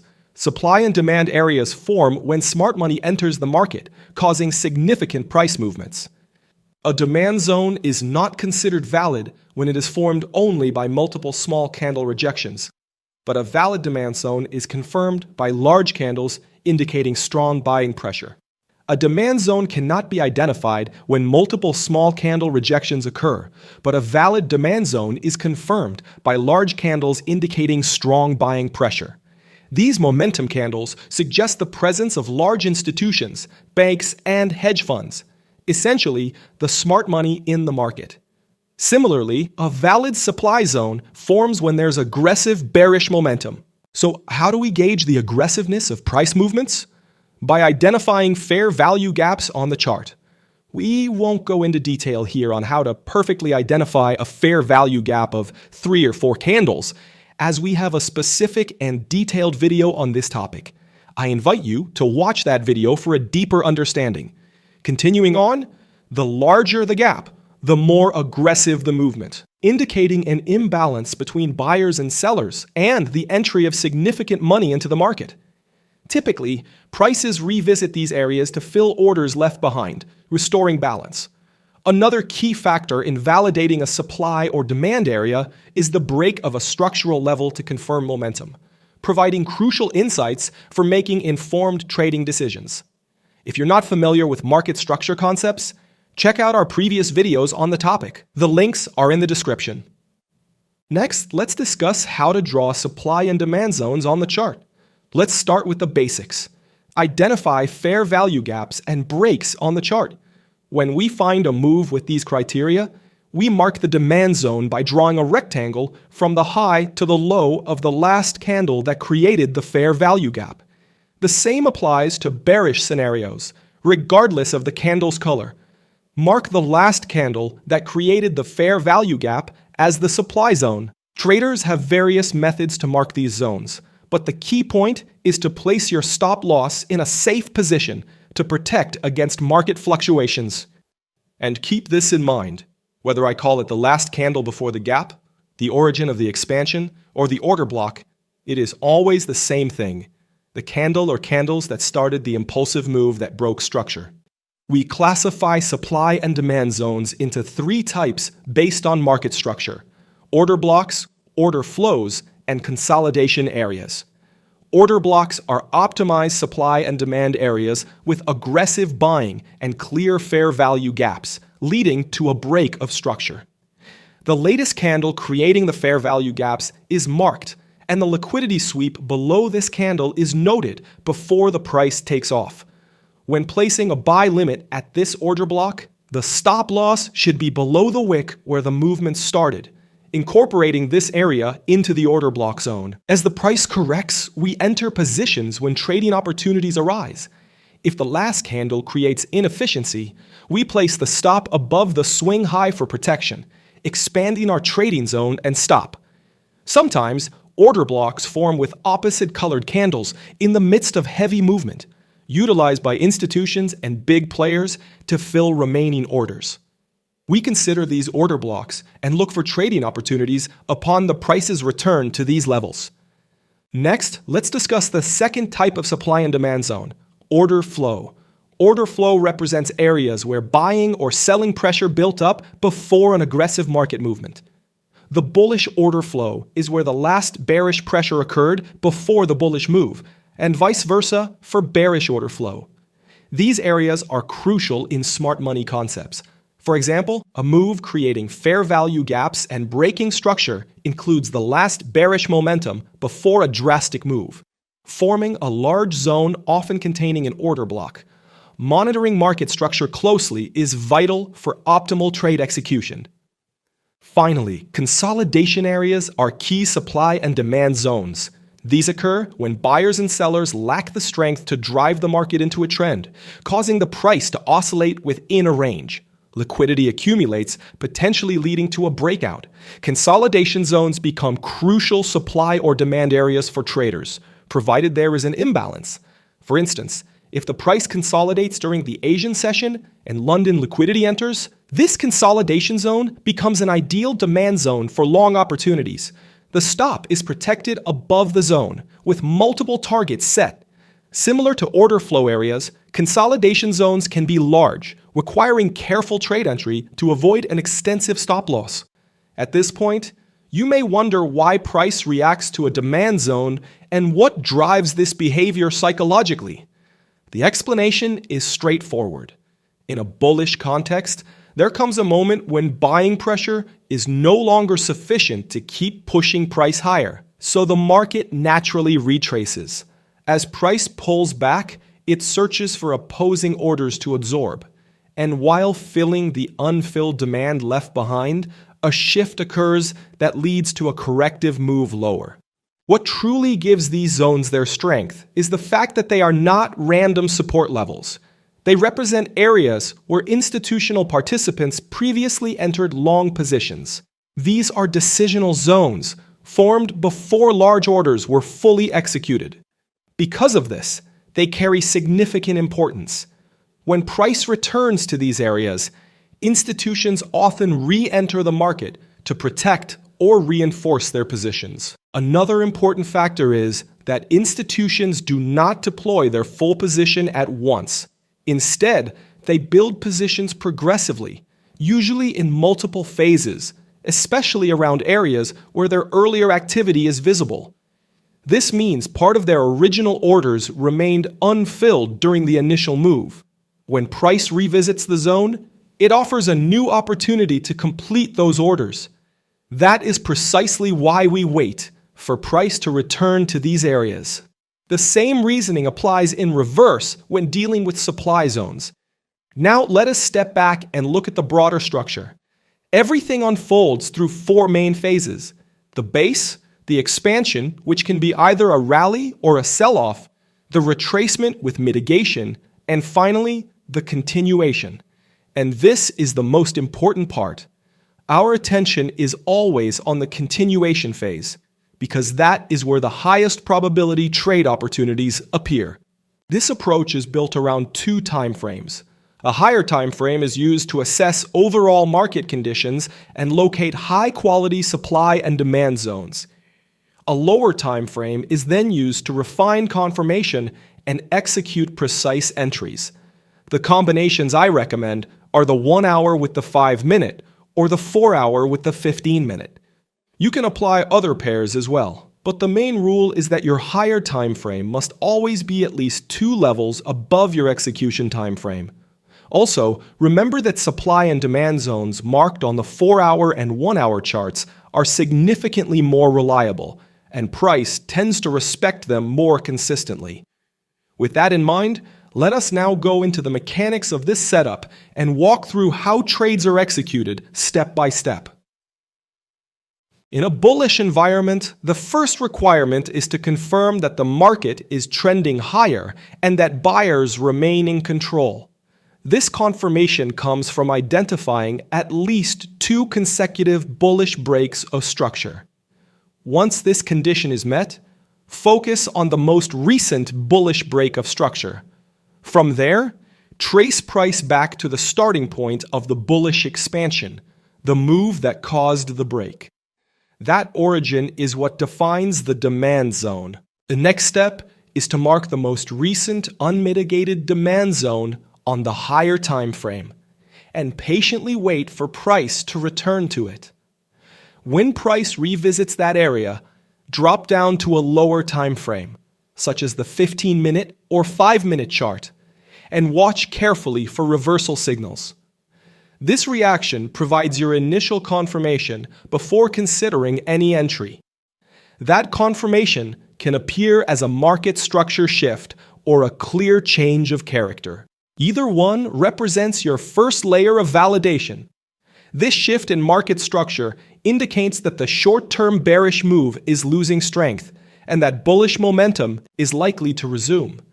At this stage, price is expected to realign with the direction of the higher time frame trend.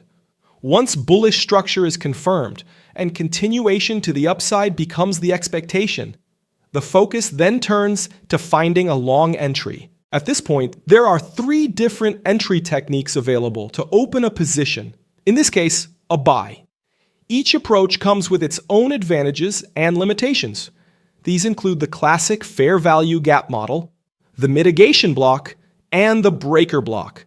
All of these areas tend to behave like magnets, pulling price back into them before the next upward continuation.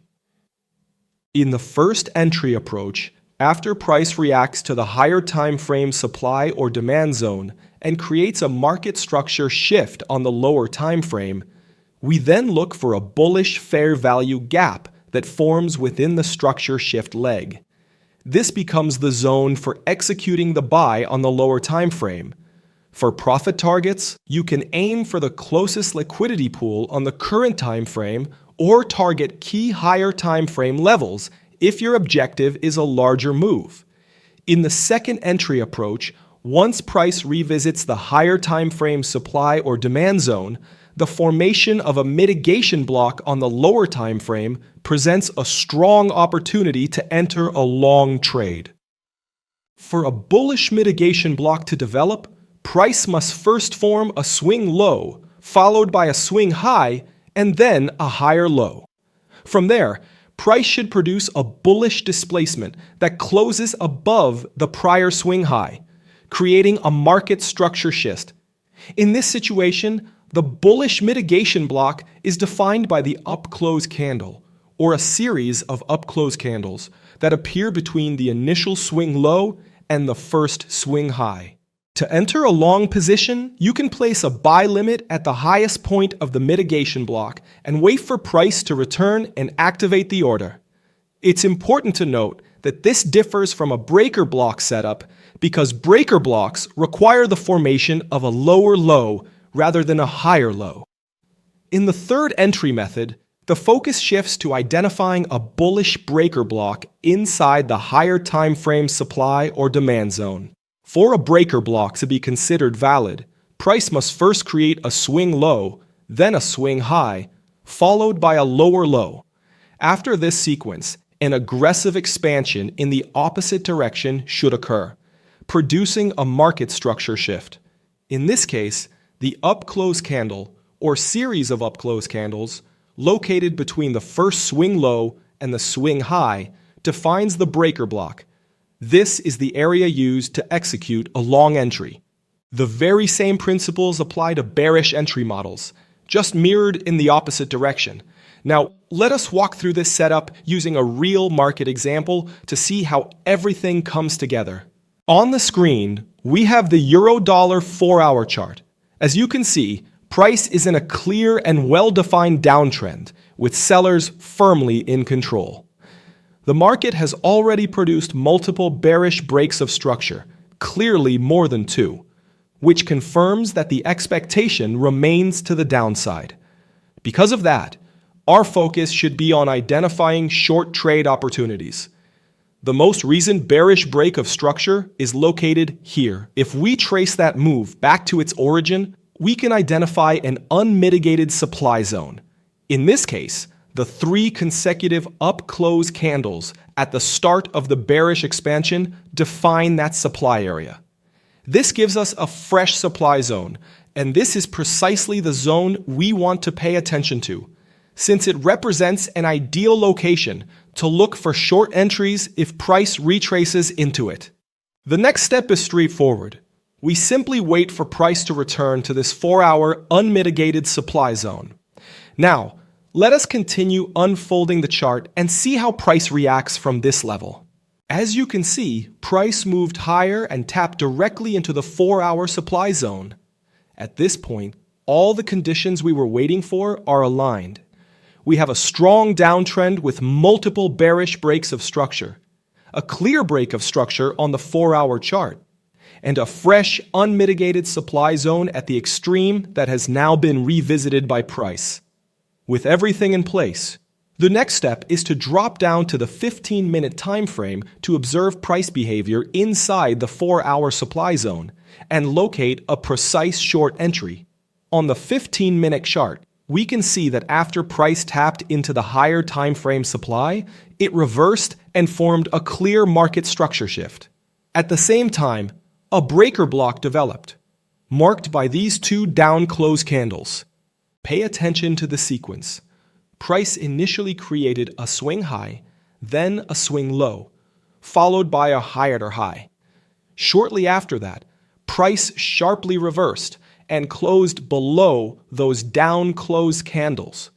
This price action confirms the breaker block and adds a strong layer of confluence for entering a short position.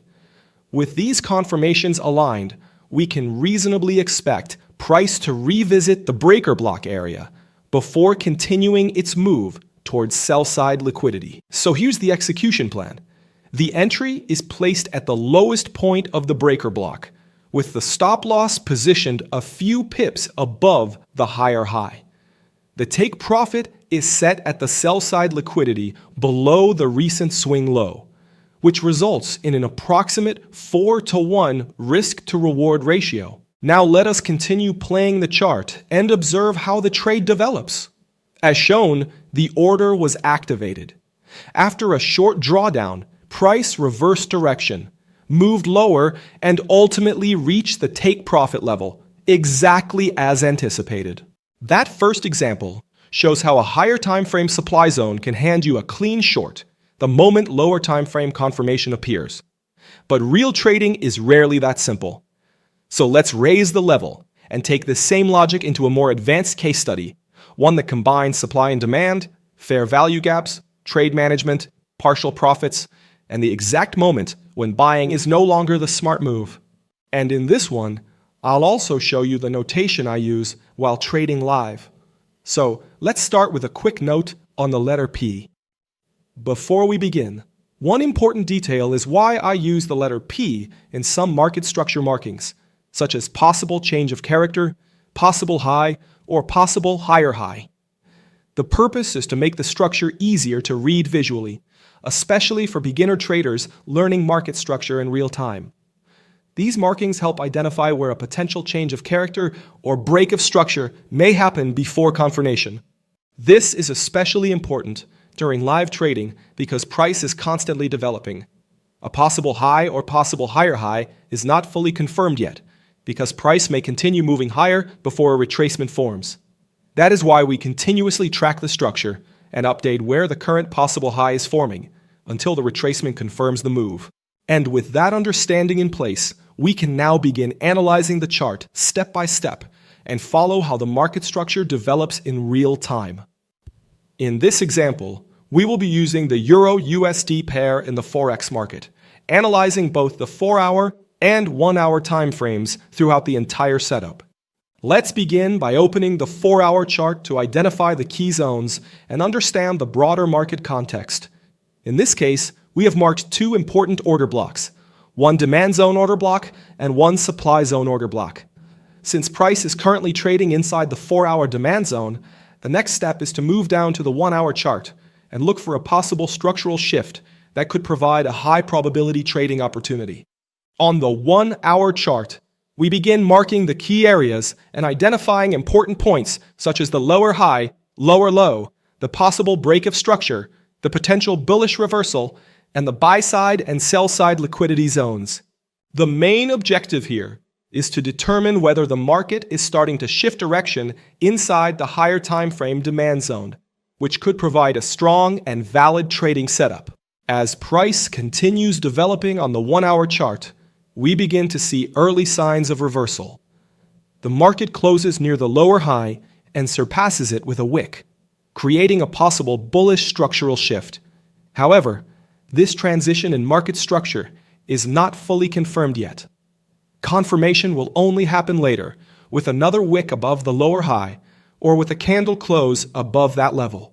At this point, we can also begin marking the fair value gaps forming on the chart, since these areas may later become important execution zones if the structural reversal is fully confirmed.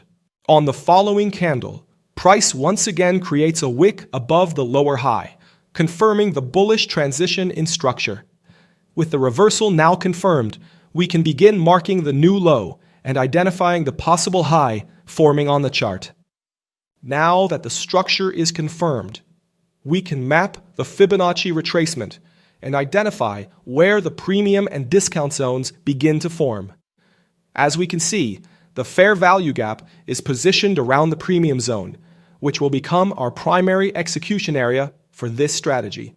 Now, you might expect us to buy only in discount, but in this model, the fair value gap itself is the execution trigger. When the imbalance sits in premium after a confirmed structural shift, we let the gap, not the equilibrium, define the entry.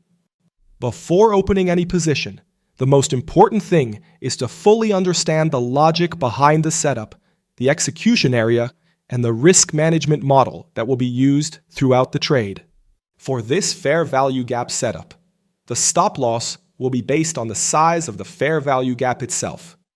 The entry will be positioned around the 0.382 Fibonacci retracement level, and the trade will be managed using two separate targets. The first objective will be placed at a 1-to-2 risk-to-reward ratio, where 50% of the position will be closed. The final target will be placed at a 1-to-3 risk-to-reward ratio, where the remaining 50% of the position will be closed.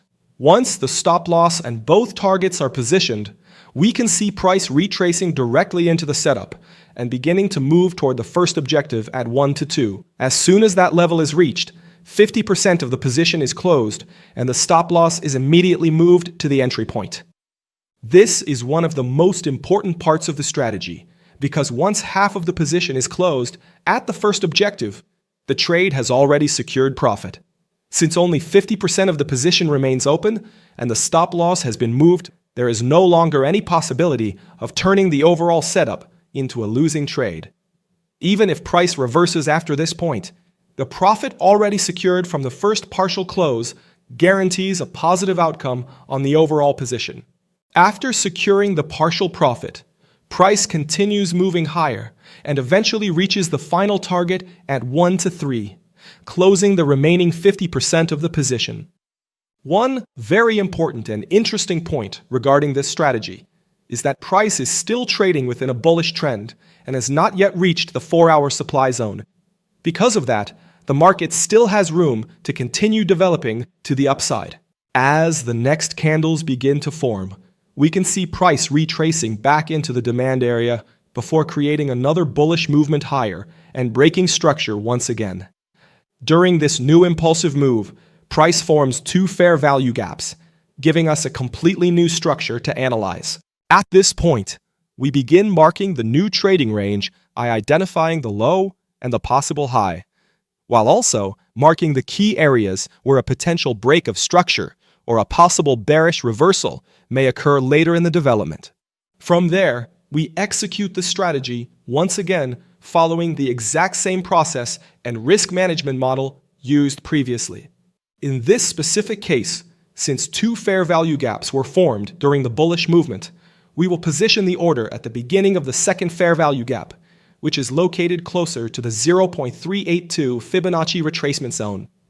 Because of that positioning, the first fair value gap, the one located higher on the chart, may potentially act as an inducement zone before price moves deeper into the second fair value gap and fills the intended entry. Once the strategy and orders are positioned, we can observe the next price movements developing on the chart.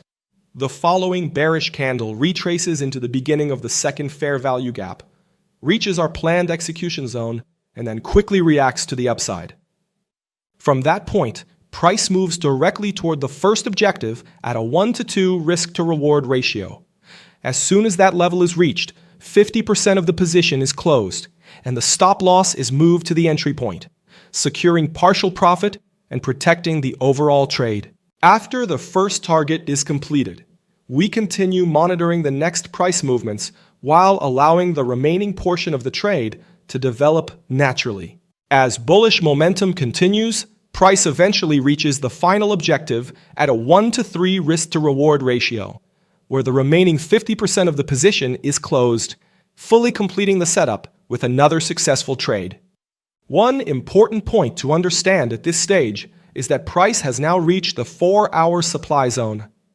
From this moment forward, it is no longer ideal to continue looking for long positions, because the market is now trading inside a higher time frame area where selling pressure carries significantly more weight. When price reaches a major supply zone on the 4-hour chart, the overall upside potential becomes much more limited, and the risk to reward for additional buy positions starts to decrease substantially. This happens because the sellers operating on the higher time frame have far greater influence over price movement than the buyers operating only on the 1-hour chart. In other words, even if the 1-hour structure still appears bullish for a short period of time, the market is now approaching a region where higher time frame participants may begin defending positions and pushing price lower. And this is where the market dynamic begins to change completely. In the following candles, buyers gradually lose control while higher time frame sellers begin stepping into the market aggressively.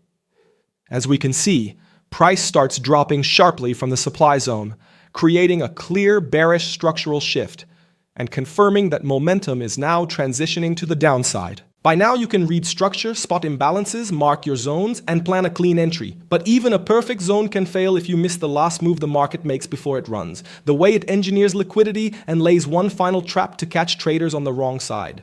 This is where everything you've learned comes together, and it starts with the one thing you must define before anything else, the trading range. So, what exactly is a trading range? It is not simply a box or a period of consolidation. A trading range represents the active area where price is moving and where liquidity is continuously forming.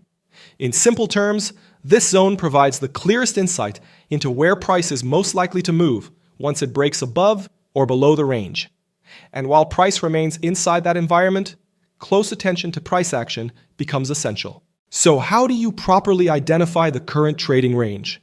The first step is to zoom out to at least 1 or 2 higher time frames compared to your execution time frame. For example, if you enter trades on the 1-minute chart, your range should be defined on the 15-minute chart. If you trade on the 5-minute chart, look to the 15-minute, 30-minute, or 1-hour charts. If your execution time frame is the 1 hour, then your trading range should be taken from the 4-hour or the daily chart. This is a crucial rule. Never define your trading range using the same time frame you use for entries. To establish a proper trading range, the first step is to find the most recent valid and confirmed break of structure impulse leg. In this example, the break of structure is considered valid because before price continued higher, it pulled back into the discount zone, trading below the 50% Fibonacci level and activating resting buy orders. Next, our attention shifts to the impulse expansion leg that produced this confirmed break of structure. Later, when price moves below the most recent internal low located in the premium area, which serves as inducement, 2 confirmations occur simultaneously. First, the bullish expansion leg is complete. Second, this swing high becomes the upper boundary of the trading range. This sequence is what defines a valid trading range. You may wonder why we do not treat this single impulse move from the swing low to the swing high as the trading range. The reason is simple. When you apply the Fibonacci tool from the swing low to the swing high, you will see that price never retraced to the 50% level of that impulse. This means discounted buy orders were never filled. As a result, this move does not qualify as a valid break of structure. The breakout is misleading, and the range formed from it is not a valid trading range. This pullback is simply a short pause while price prepares to complete its true impulse leg. For a trading range to be considered valid, price must break below the most recent internal swing low, which acts as inducement, confirming that the bullish expansion has ended. Only at that point do we have a legitimate trading range that can be trusted. Once your trading range is clearly defined, you stop chasing breakouts. You stop buying at highs and selling at lows. You stop trying to predict direction. Instead, you wait for confirmation, such as liquidity sweeps, inducement, or a clear shift in delivery.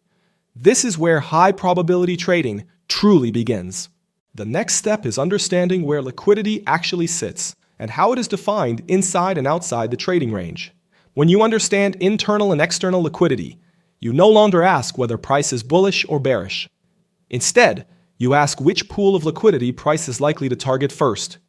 That single shift in thinking changes everything. To understand this properly, we need to step back and see where that liquidity actually comes from. When price moves within a consolidation or any structured phase in the market, it often forms visible reference points such as equal highs, equal lows, trendline touches, or repeated reaction areas before the next major move begins, whether that is continuation or reversal. Within these structures, we typically observe zones where price consistently reacts, forming areas of support below and resistance above. Retail traders typically look to buy when price approaches a lower boundary or a perceived support area, placing their stop losses just below it. This creates a concentration of orders beneath that zone, made up of the stop losses of buyers, ready to be triggered. In addition, it often includes sell stop orders from traders expecting a breakdown, believing price will continue lower once that level is taken. On the opposite side, when price approaches an upper boundary or a perceived resistance area, many retail traders look to sell, placing their stop losses above it. At the same time, buy stop orders begin to accumulate from traders expecting a breakout. This creates another concentration of orders above the structure, with multiple types of positions clustered in the same area. Therefore, buy-side and sell-side liquidity do not exist only at traditional support and resistance levels. They form wherever there is a concentration of orders in the market. Buy-side liquidity refers to areas where buy orders are clustered, often above highs or key reference points, while sell-side liquidity refers to areas where sell orders are clustered, typically below lows or areas where traders expect breakdowns. Now, let's take a closer look at how buy-side and sell-side liquidity appear in the market through what we call static liquidity. Static liquidity refers to specific areas in the market where a large concentration of orders is resting, including stop losses as well as buy and sell orders waiting to be triggered. When a trader gets stopped out of a position, the market absorbs the orders associated with that stop. This is part of how liquidity is created and taken from the market, allowing price to continue moving. The idea is simple. The market requires liquidity to generate movement. If price does not interact with liquidity before reaching a key level, it will often use that area itself as a source of liquidity to fuel the next move. Static liquidity can be identified in various areas on the chart, such as below equal lows and above equal highs, above swing highs and below swing lows, around trend lines and channels, and within other important reference areas where traders tend to place their orders. These also include commonly observed zones, such as support and resistance, Fibonacci levels, and key regions within a candle structure. What matters is not the tool itself, but the fact that many traders are making decisions around those same levels. Having a clear understanding of these liquidity zones highlights how strongly they influence price movement. Some of these areas become especially important because they are widely recognized, attracting more stop losses and pending orders, which increases the probability of price moving toward them. Next, we examine how the market responds when it approaches these zones. Suppose price is moving toward a visible area where many orders are likely to be resting, and traders begin positioning themselves based on that expectation. If price pushes beyond that level, it triggers those orders, creating a surge in activity as positions are forced to execute. This reaction generates momentum and often leads to a sharp movement as liquidity is being taken from that area. These behaviors can appear in any type of market structure. The key idea is not the specific pattern, but the presence of clustered orders. Understanding where these concentrations form allows traders to better interpret price movement and anticipate how the market may react when those areas are reached. In simple terms, the market moves from one area of liquidity to another, driven by orders being triggered and absorbed. By understanding buy-side and sell-side liquidity, you begin to see the market as an interaction between buyers and sellers. And once you understand how that liquidity forms, the next step is to see how it is structured within the market. Because not all liquidity is the same. Some of it sits inside the range, and some of it sits outside, and each plays a different role in how price moves. So let us begin with external liquidity. External liquidity is found outside the trading range. It is typically located above major swing highs or below major swing lows, precisely where retail stop losses tend to sit. These are the zones smart money exploits to manipulate price. The high and low of your trading range are the most critical external liquidity levels to monitor. The reason is simple. They represent the nearest pools of external liquidity relative to the current price, and price is far more likely to seek one of these levels first before any other objective. Remember this, most market manipulation takes place around external liquidity, particularly near major session highs and lows. You can think of external liquidity as one pole of a magnet, but a magnet cannot function with only one side. The other pole is internal liquidity. Internal liquidity is found within the trading range. This is where the majority of meaningful price behavior develops. It is where inducement is formed, traps are engineered, and positions are accumulated before the true move unfolds. Internal liquidity commonly shows up as fair value gaps, volume imbalances, liquidity sitting above or below internal swing highs and lows, internal trend lines, and consolidation zones that develop inside the trading range. Put simply, internal liquidity includes all liquidity that exists within the current trading range.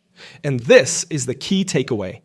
Internal liquidity is not designed to be the final objective. It is meant to be used. Smart money consistently leverages internal liquidity to drive price toward external liquidity. And this is exactly why understanding it is essential. The relationship between internal and external liquidity is what powers the market's core algorithm. But once you understand where price is likely to move, the next question becomes unavoidable. Where exactly should you enter? Because knowing the direction is one thing, but executing at the right level is what separates traders who understand the market from those who consistently profit from it. And this is where most traders struggle. They can identify order blocks, they can mark fair value gaps, but they do not understand which one price is more likely to respect under specific conditions. So, instead of treating these zones as isolated entry tools, we need to understand how they function inside the liquidity framework we just discussed. Let us break this down in a practical way. In this example, the market reacts to the higher time frame order block, but ignores the lower time frame one. This reveals an important insight. When price repeatedly fails to reach your entry, it often means the setup has been refined more than necessary. Now, let us break down what is happening in this example. The market was moving in a downtrend until price shifted direction, pushed higher, and after removing the inducement level, finally produced a change of character by breaking and closing above this major high. With that change of character signaling a potential bullish trend, our focus shifts to finding a place to enter long. So where should we look for a long entry on this chart? But before we move forward with order blocks or fair value gaps, we need to pause and understand one critical element. What exactly was that inducement level that price removed? Because without understanding inducement, you will constantly refine entries at the wrong place and miss the real point of interest. At its core, inducement is the process of creating liquidity before the real move takes place. It represents the final pool of liquidity engineered to fuel the intended move, and it can appear in several different forms. The most common are structural inducement, liquidity-based inducement, and time-based inducement. Let's begin with structural inducement.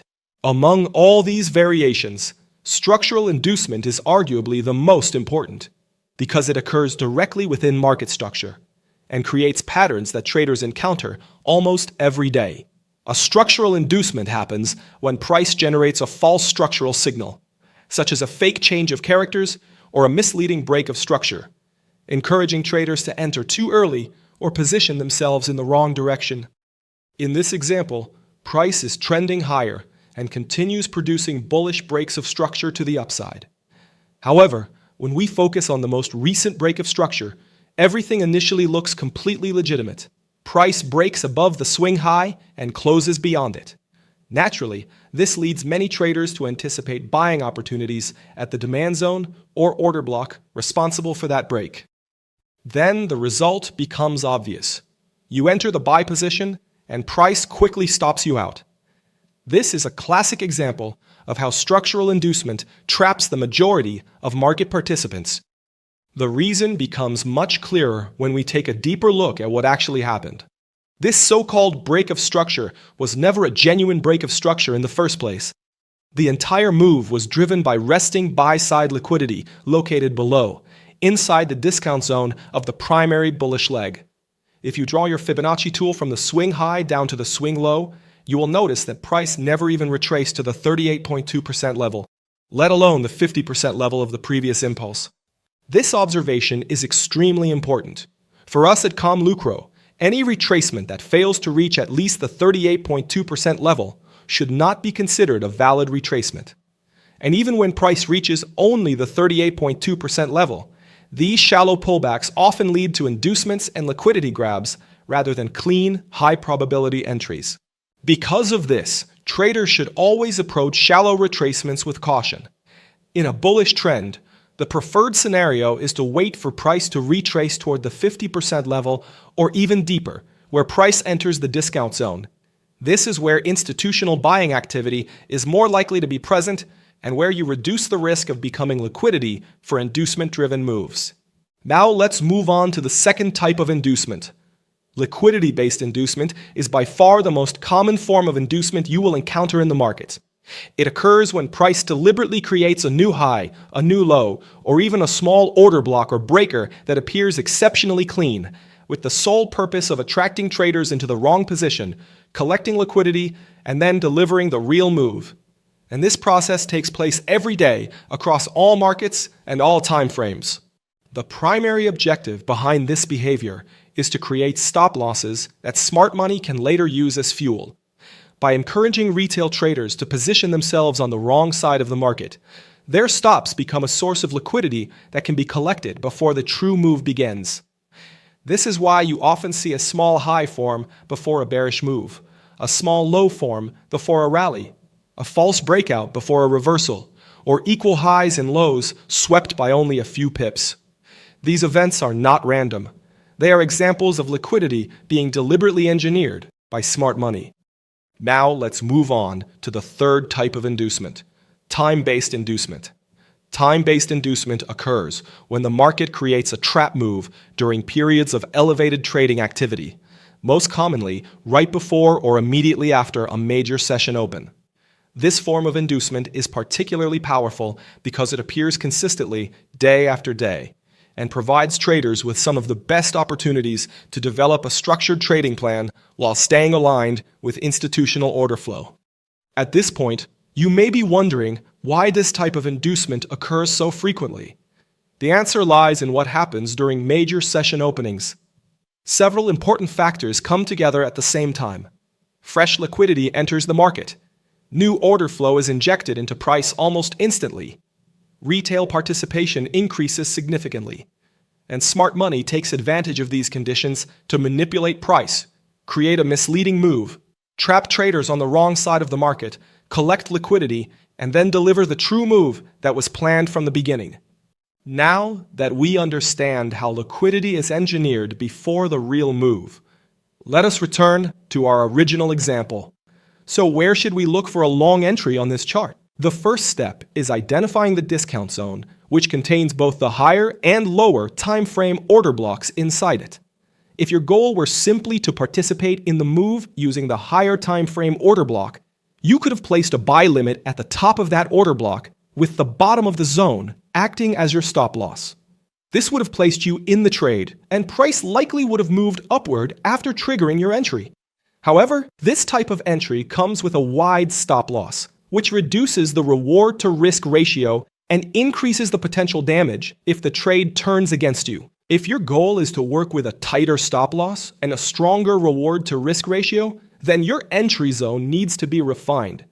This is why many traders shift their focus to the extreme lower time frame order block at the bottom. At first glance, this seems like the ideal choice because it offers a very small stop loss and naturally delivers a high reward to risk ratio.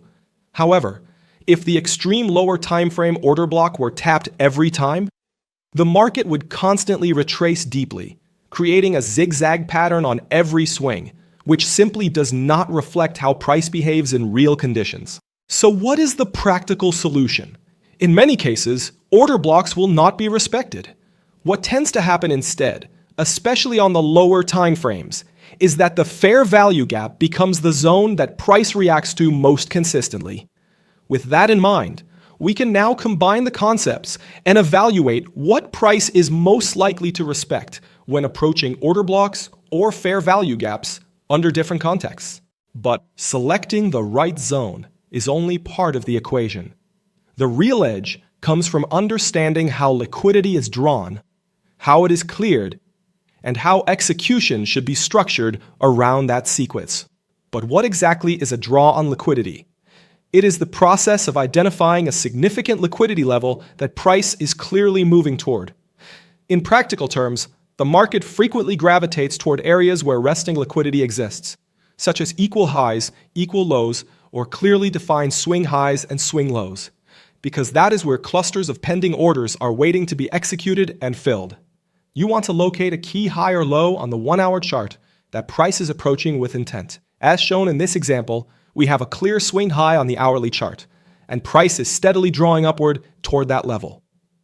We can reasonably anticipate price reaching this high, because liquidity is resting there, and the market seeks efficiency. If you cannot identify a clear draw on liquidity on the 1-hour chart, you can refine your perspective by zooming into the 15-minute chart to gain additional structure and clarity. Now let's connect this back to the liquidity framework we've been building. If execution depends on liquidity and structure, then the next logical question becomes, which zone is price more likely to respect under different time frame conditions? On higher time frames, such as the 1-hour or 4-hour chart, price generally shows a stronger reaction to order blocks rather than fair value gaps. But when we move down to the lower time frames, price is far more likely to respect the fair value gaps instead of extreme order blocks positioned at the outer edges of the move. So let us imagine that price forms a structure like this on the lower time frame. As mentioned earlier, on time frames such as the 15-minute or 5-minute chart, price is much more likely to react to the fair value gap that appears above or below the order blocks and reverse from that gap before reaching the extreme lower time frame order block. Using lower time frame fair value gaps as entry points can be highly effective. Entries based on fair value gaps tend to produce a higher activation rate compared to relying solely on extreme order blocks. In a bullish scenario, this usually means placing your limit order at the highest point of the fair value gap, while positioning your stop loss beneath the extreme order block. The trade-off is that this creates a wider stop loss, and that naturally reduces the reward to risk ratio of the setup. Placing a tighter stop loss just below the lowest point of the fair value gap is also possible. The challenge with this option is that it exposes the trade to greater risk. The extreme order block sitting below the fair value gap may still attract price, pushing the market downward and triggering the stop loss. So even though a tighter stop may look attractive, it is important to weigh the additional risk before applying this adjustment. As mentioned earlier, on higher time frames, our main focus is placing entries at order blocks. Traders can still choose to rely only on order blocks in the lower time frames as well, but doing so often results in missed opportunities because price does not always return to those extreme levels. Now, we have already covered the scenarios in which price respects order blocks, respects fair value gaps, or interacts with both.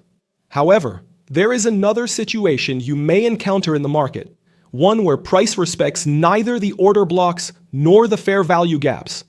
Let us explore this scenario and understand the main reason behind it. You have likely experienced moments when you spotted an excellent setup and a strong opportunity to enter the market after all the rules of your strategy were met. You marked your ideal entry zone, set your pending order on the fair value gap or order block, and waited with confidence for price to return. You felt ready for the perfect trade, yet price simply continued moving in the intended direction without ever triggering your limit order placed at the extreme of the gap or order block.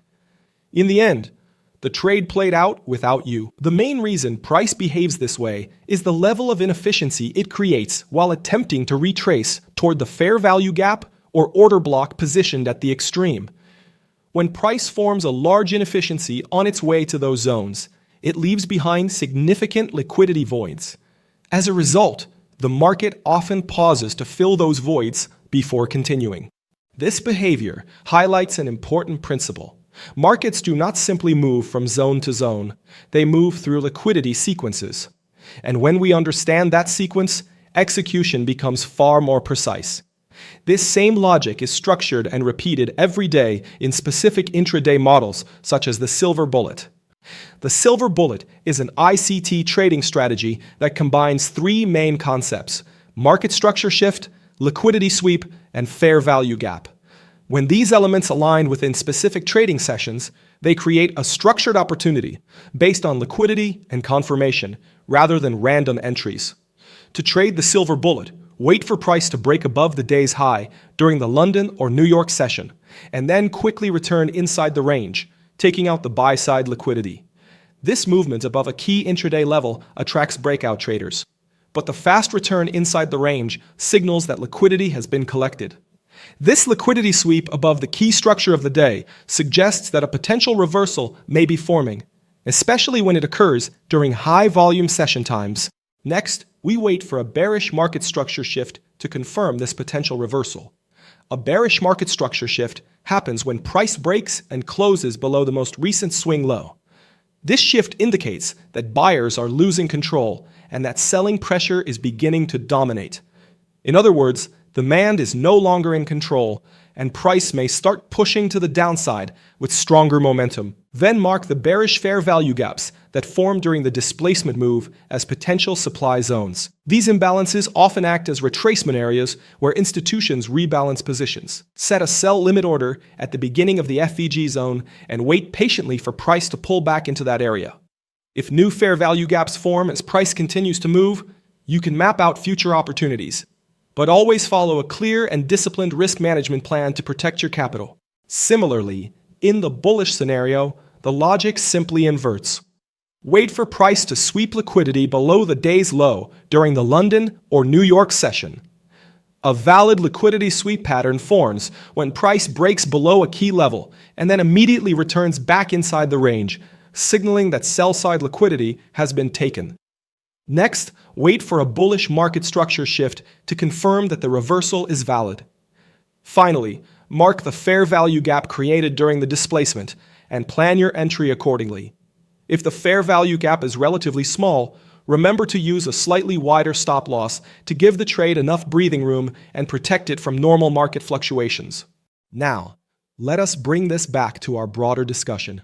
Whether we are analyzing intraday models like the silver bullet or higher time frame order blocks, the underlying principle remains the same. Liquidity is cleared first. Structure shifts. Execution follows. If we examine this example on the euro-dollar pair, we can see that the market is in a downtrend and has already confirmed a bearish break of structure by breaking and closing below the most recent major low. There's an order block resting at the extreme, and just beneath it, we can identify a fair value gap. Both areas could be used as potential entry points. As price retraces downward toward these zones, we notice that it reverses before reaching either one. The reason for this shift lies in the inefficiency created during the retracement wave, which prevents price from traveling deeper into our marked levels. Let us look at a more general trading example that brings together the concepts we have discussed throughout this episode. On the screen, we have the Euro-Dollar 15-minute chart. We can see that price moved lower and mitigated the 1-hour demand zone located beneath the liquidity pool created by the equal lows. When we zoom into that area, it becomes clear that the higher time frame demand zone was respected. After this mitigation, price pushed upward and, once it cleared the inducement level, broke and closed above the most recent major high, forming a valid change of character. From here, our next step is to search for potential long entries. The first opportunity would have been at the order block positioned at the extreme. If that entry was missed, then the question becomes where to enter next. Price has made another bullish run to the upside and has now produced a bullish break of structure, confirming that the direction has shifted to bullish. At this stage, we have two possible entry methods to evaluate. The common approach many traders take is to rely on the extreme order block. In this scenario, there is an imbalance that must be filled, and the order block sits directly beneath the fair value gap. The strategy would be to wait for price to retrace into the order block, trigger the buy limit placed at the top of that zone, and then climb higher from there. In the second option, we're considering entering the market from the fair value gap area. This approach is commonly seen in lower time frames. When entering from the fair value gap, it's important to consider a key point. You could place your entry at the highest point of the fair value gap and set your stop loss just below the fair value gap area. While this strategy can be effective at times, it's important to note that your stop loss will be very tight. Additionally, since we have an unmitigated order block at the extreme, there is a possibility that the price could push downward to fill it. So I recommend keeping your stop loss a bit wider by placing it beneath the order block. The whole point of this type of entry is to reduce the possibility of missing a trade, although it does reduce the reward to risk ratio. Now let's consider what would have happened with both of the trades. For the first option, if we had waited for that order block, this is what would have happened. Let's say that we already had our take profit set at this high. It's clear that we would not have entered this trade since the price couldn't activate our buy limit order. If we had entered from the fair value gap, our buy limit order would have been activated and our take profit would have been hit by the price. We can see that the trade played out without pulling back to the extreme order block. And this highlights a key principle. Markets do not simply move from one zone to another. They move through liquidity. And once your execution is aligned with that process, the next step is to understand what actually drives price from one level to another. Because liquidity is not static.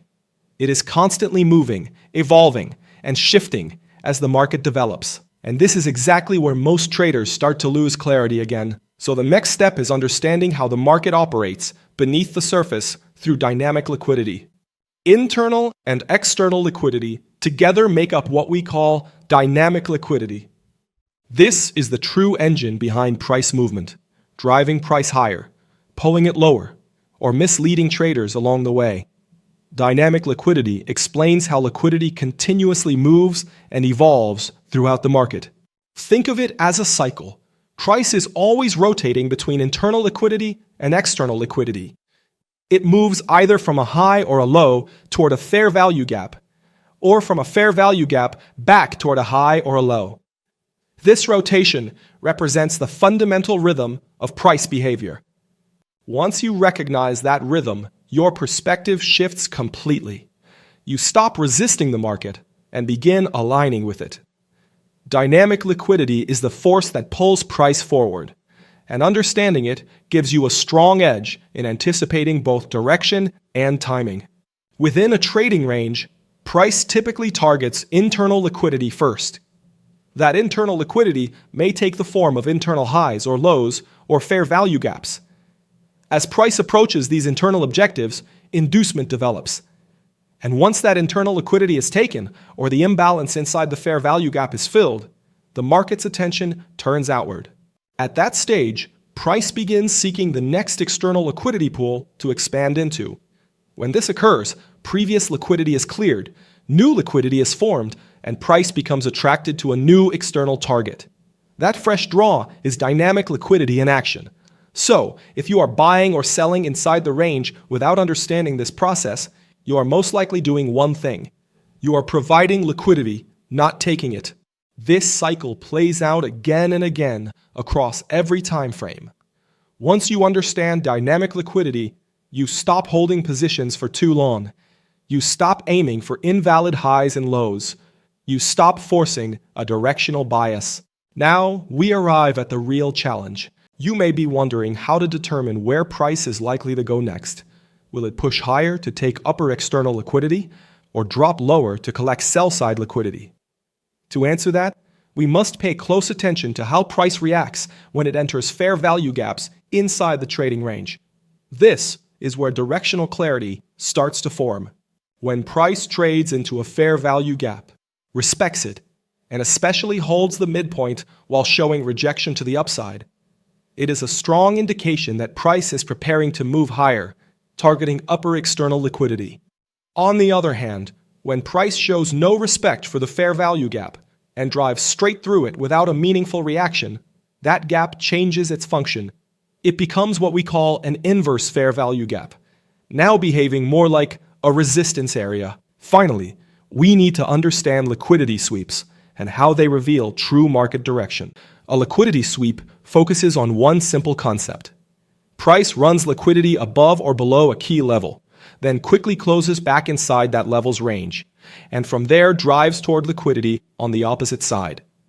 For example, when price sweeps a key buy-side liquidity level, we expect a rapid shift in direction, with price moving toward sell-side liquidity at the opposing key level. This is one of the most effective liquidity models because the market repeats this behavior every single day. It provides a clear framework for building a structured trading plan and aligning with institutional flow, instead of trading against it. There are two primary types of liquidity sweeps. The first is a sweep of major external liquidity levels. These offer the highest probability setups and should always be the main focus. The second type is a sweep of internal liquidity levels. These carry much lower probability and are where most traders get caught in false moves and inducement traps. High-quality liquidity sweeps tend to form during periods of elevated volume, most commonly just before or immediately after a major trading session opens. In this example, you can see that right at the session open, price makes a false move to the upside, sweeping the liquidity that formed above the Asia session high. Right after that buy-side liquidity is taken, price sharply reverses and moves in the opposite direction, also taking out the Asia session low. In this sequence, price removes both buy-side and sell-side liquidity before continuing in the direction it originally intended. If you pay close attention, you will notice the same behavior repeats at the New York session open. Price pushes above the London high, clears the buy-side liquidity resting there, and then quickly shifts direction toward the next major sell-side liquidity level, which is the London low. From that point, the market delivers the true move that smart money had planned from the start. We also see liquidity sweeps occur at internal swing highs or lows within a trading range. These are not genuine liquidity sweeps, and in most cases, they result in low probability trades. The explanation is simple. The most significant liquidity is positioned above and below the high and low of the trading range. Because of this, price is far more likely to seek external liquidity rather than internal swing points. For that reason, our focus should always remain on liquidity sweeps at key external levels, not just any internal high or low. There is one important exception that can create a high-quality trading opportunity. When price sweeps internal liquidity just before reaching an unmitigated fair value gap on the opposite side, the probability of a strong move toward the next external liquidity pool increases significantly, especially when it aligns with the higher time frame trend. In this situation, internal liquidity acts as fuel, not as the final objective. So, trader, if this video brought you more clarity, like it, Subscribe and turn on notifications so the next lessons reach you. And tell me in the comments what you want me to cover next. And if you want to go deeper, you can become a member of the ComLucro Trader community right here on YouTube. It unlocks exclusive content, early access, and extra tools for your development, while directly supporting the channel. You'll also find our trusted partners linked in the description. Using those links costs you nothing and helps us keep producing this kind of educational content. And remember, the mission of the ComLucro channel is simple. We help traders build clarity, confidence, and structure, so every decision is made with discipline and intention. Here you'll find complete courses built as a true trading masterclass. Liquidity, market structure, higher time frame analysis, and supply and demand. Always focused on reading price and executing with a professional mindset. We also cover trading psychology, risk management, and long-term consistency. Because trading isn't just about charts. It's about mindset, discipline, and execution over time. Our main courses include smart money concepts, ICT, technical analysis, trading psychology, and Wyckoff. Alongside that, we share insights from respected traders whose work helps you understand how markets really behave. Thanks for watching, and I'll see you in the next video.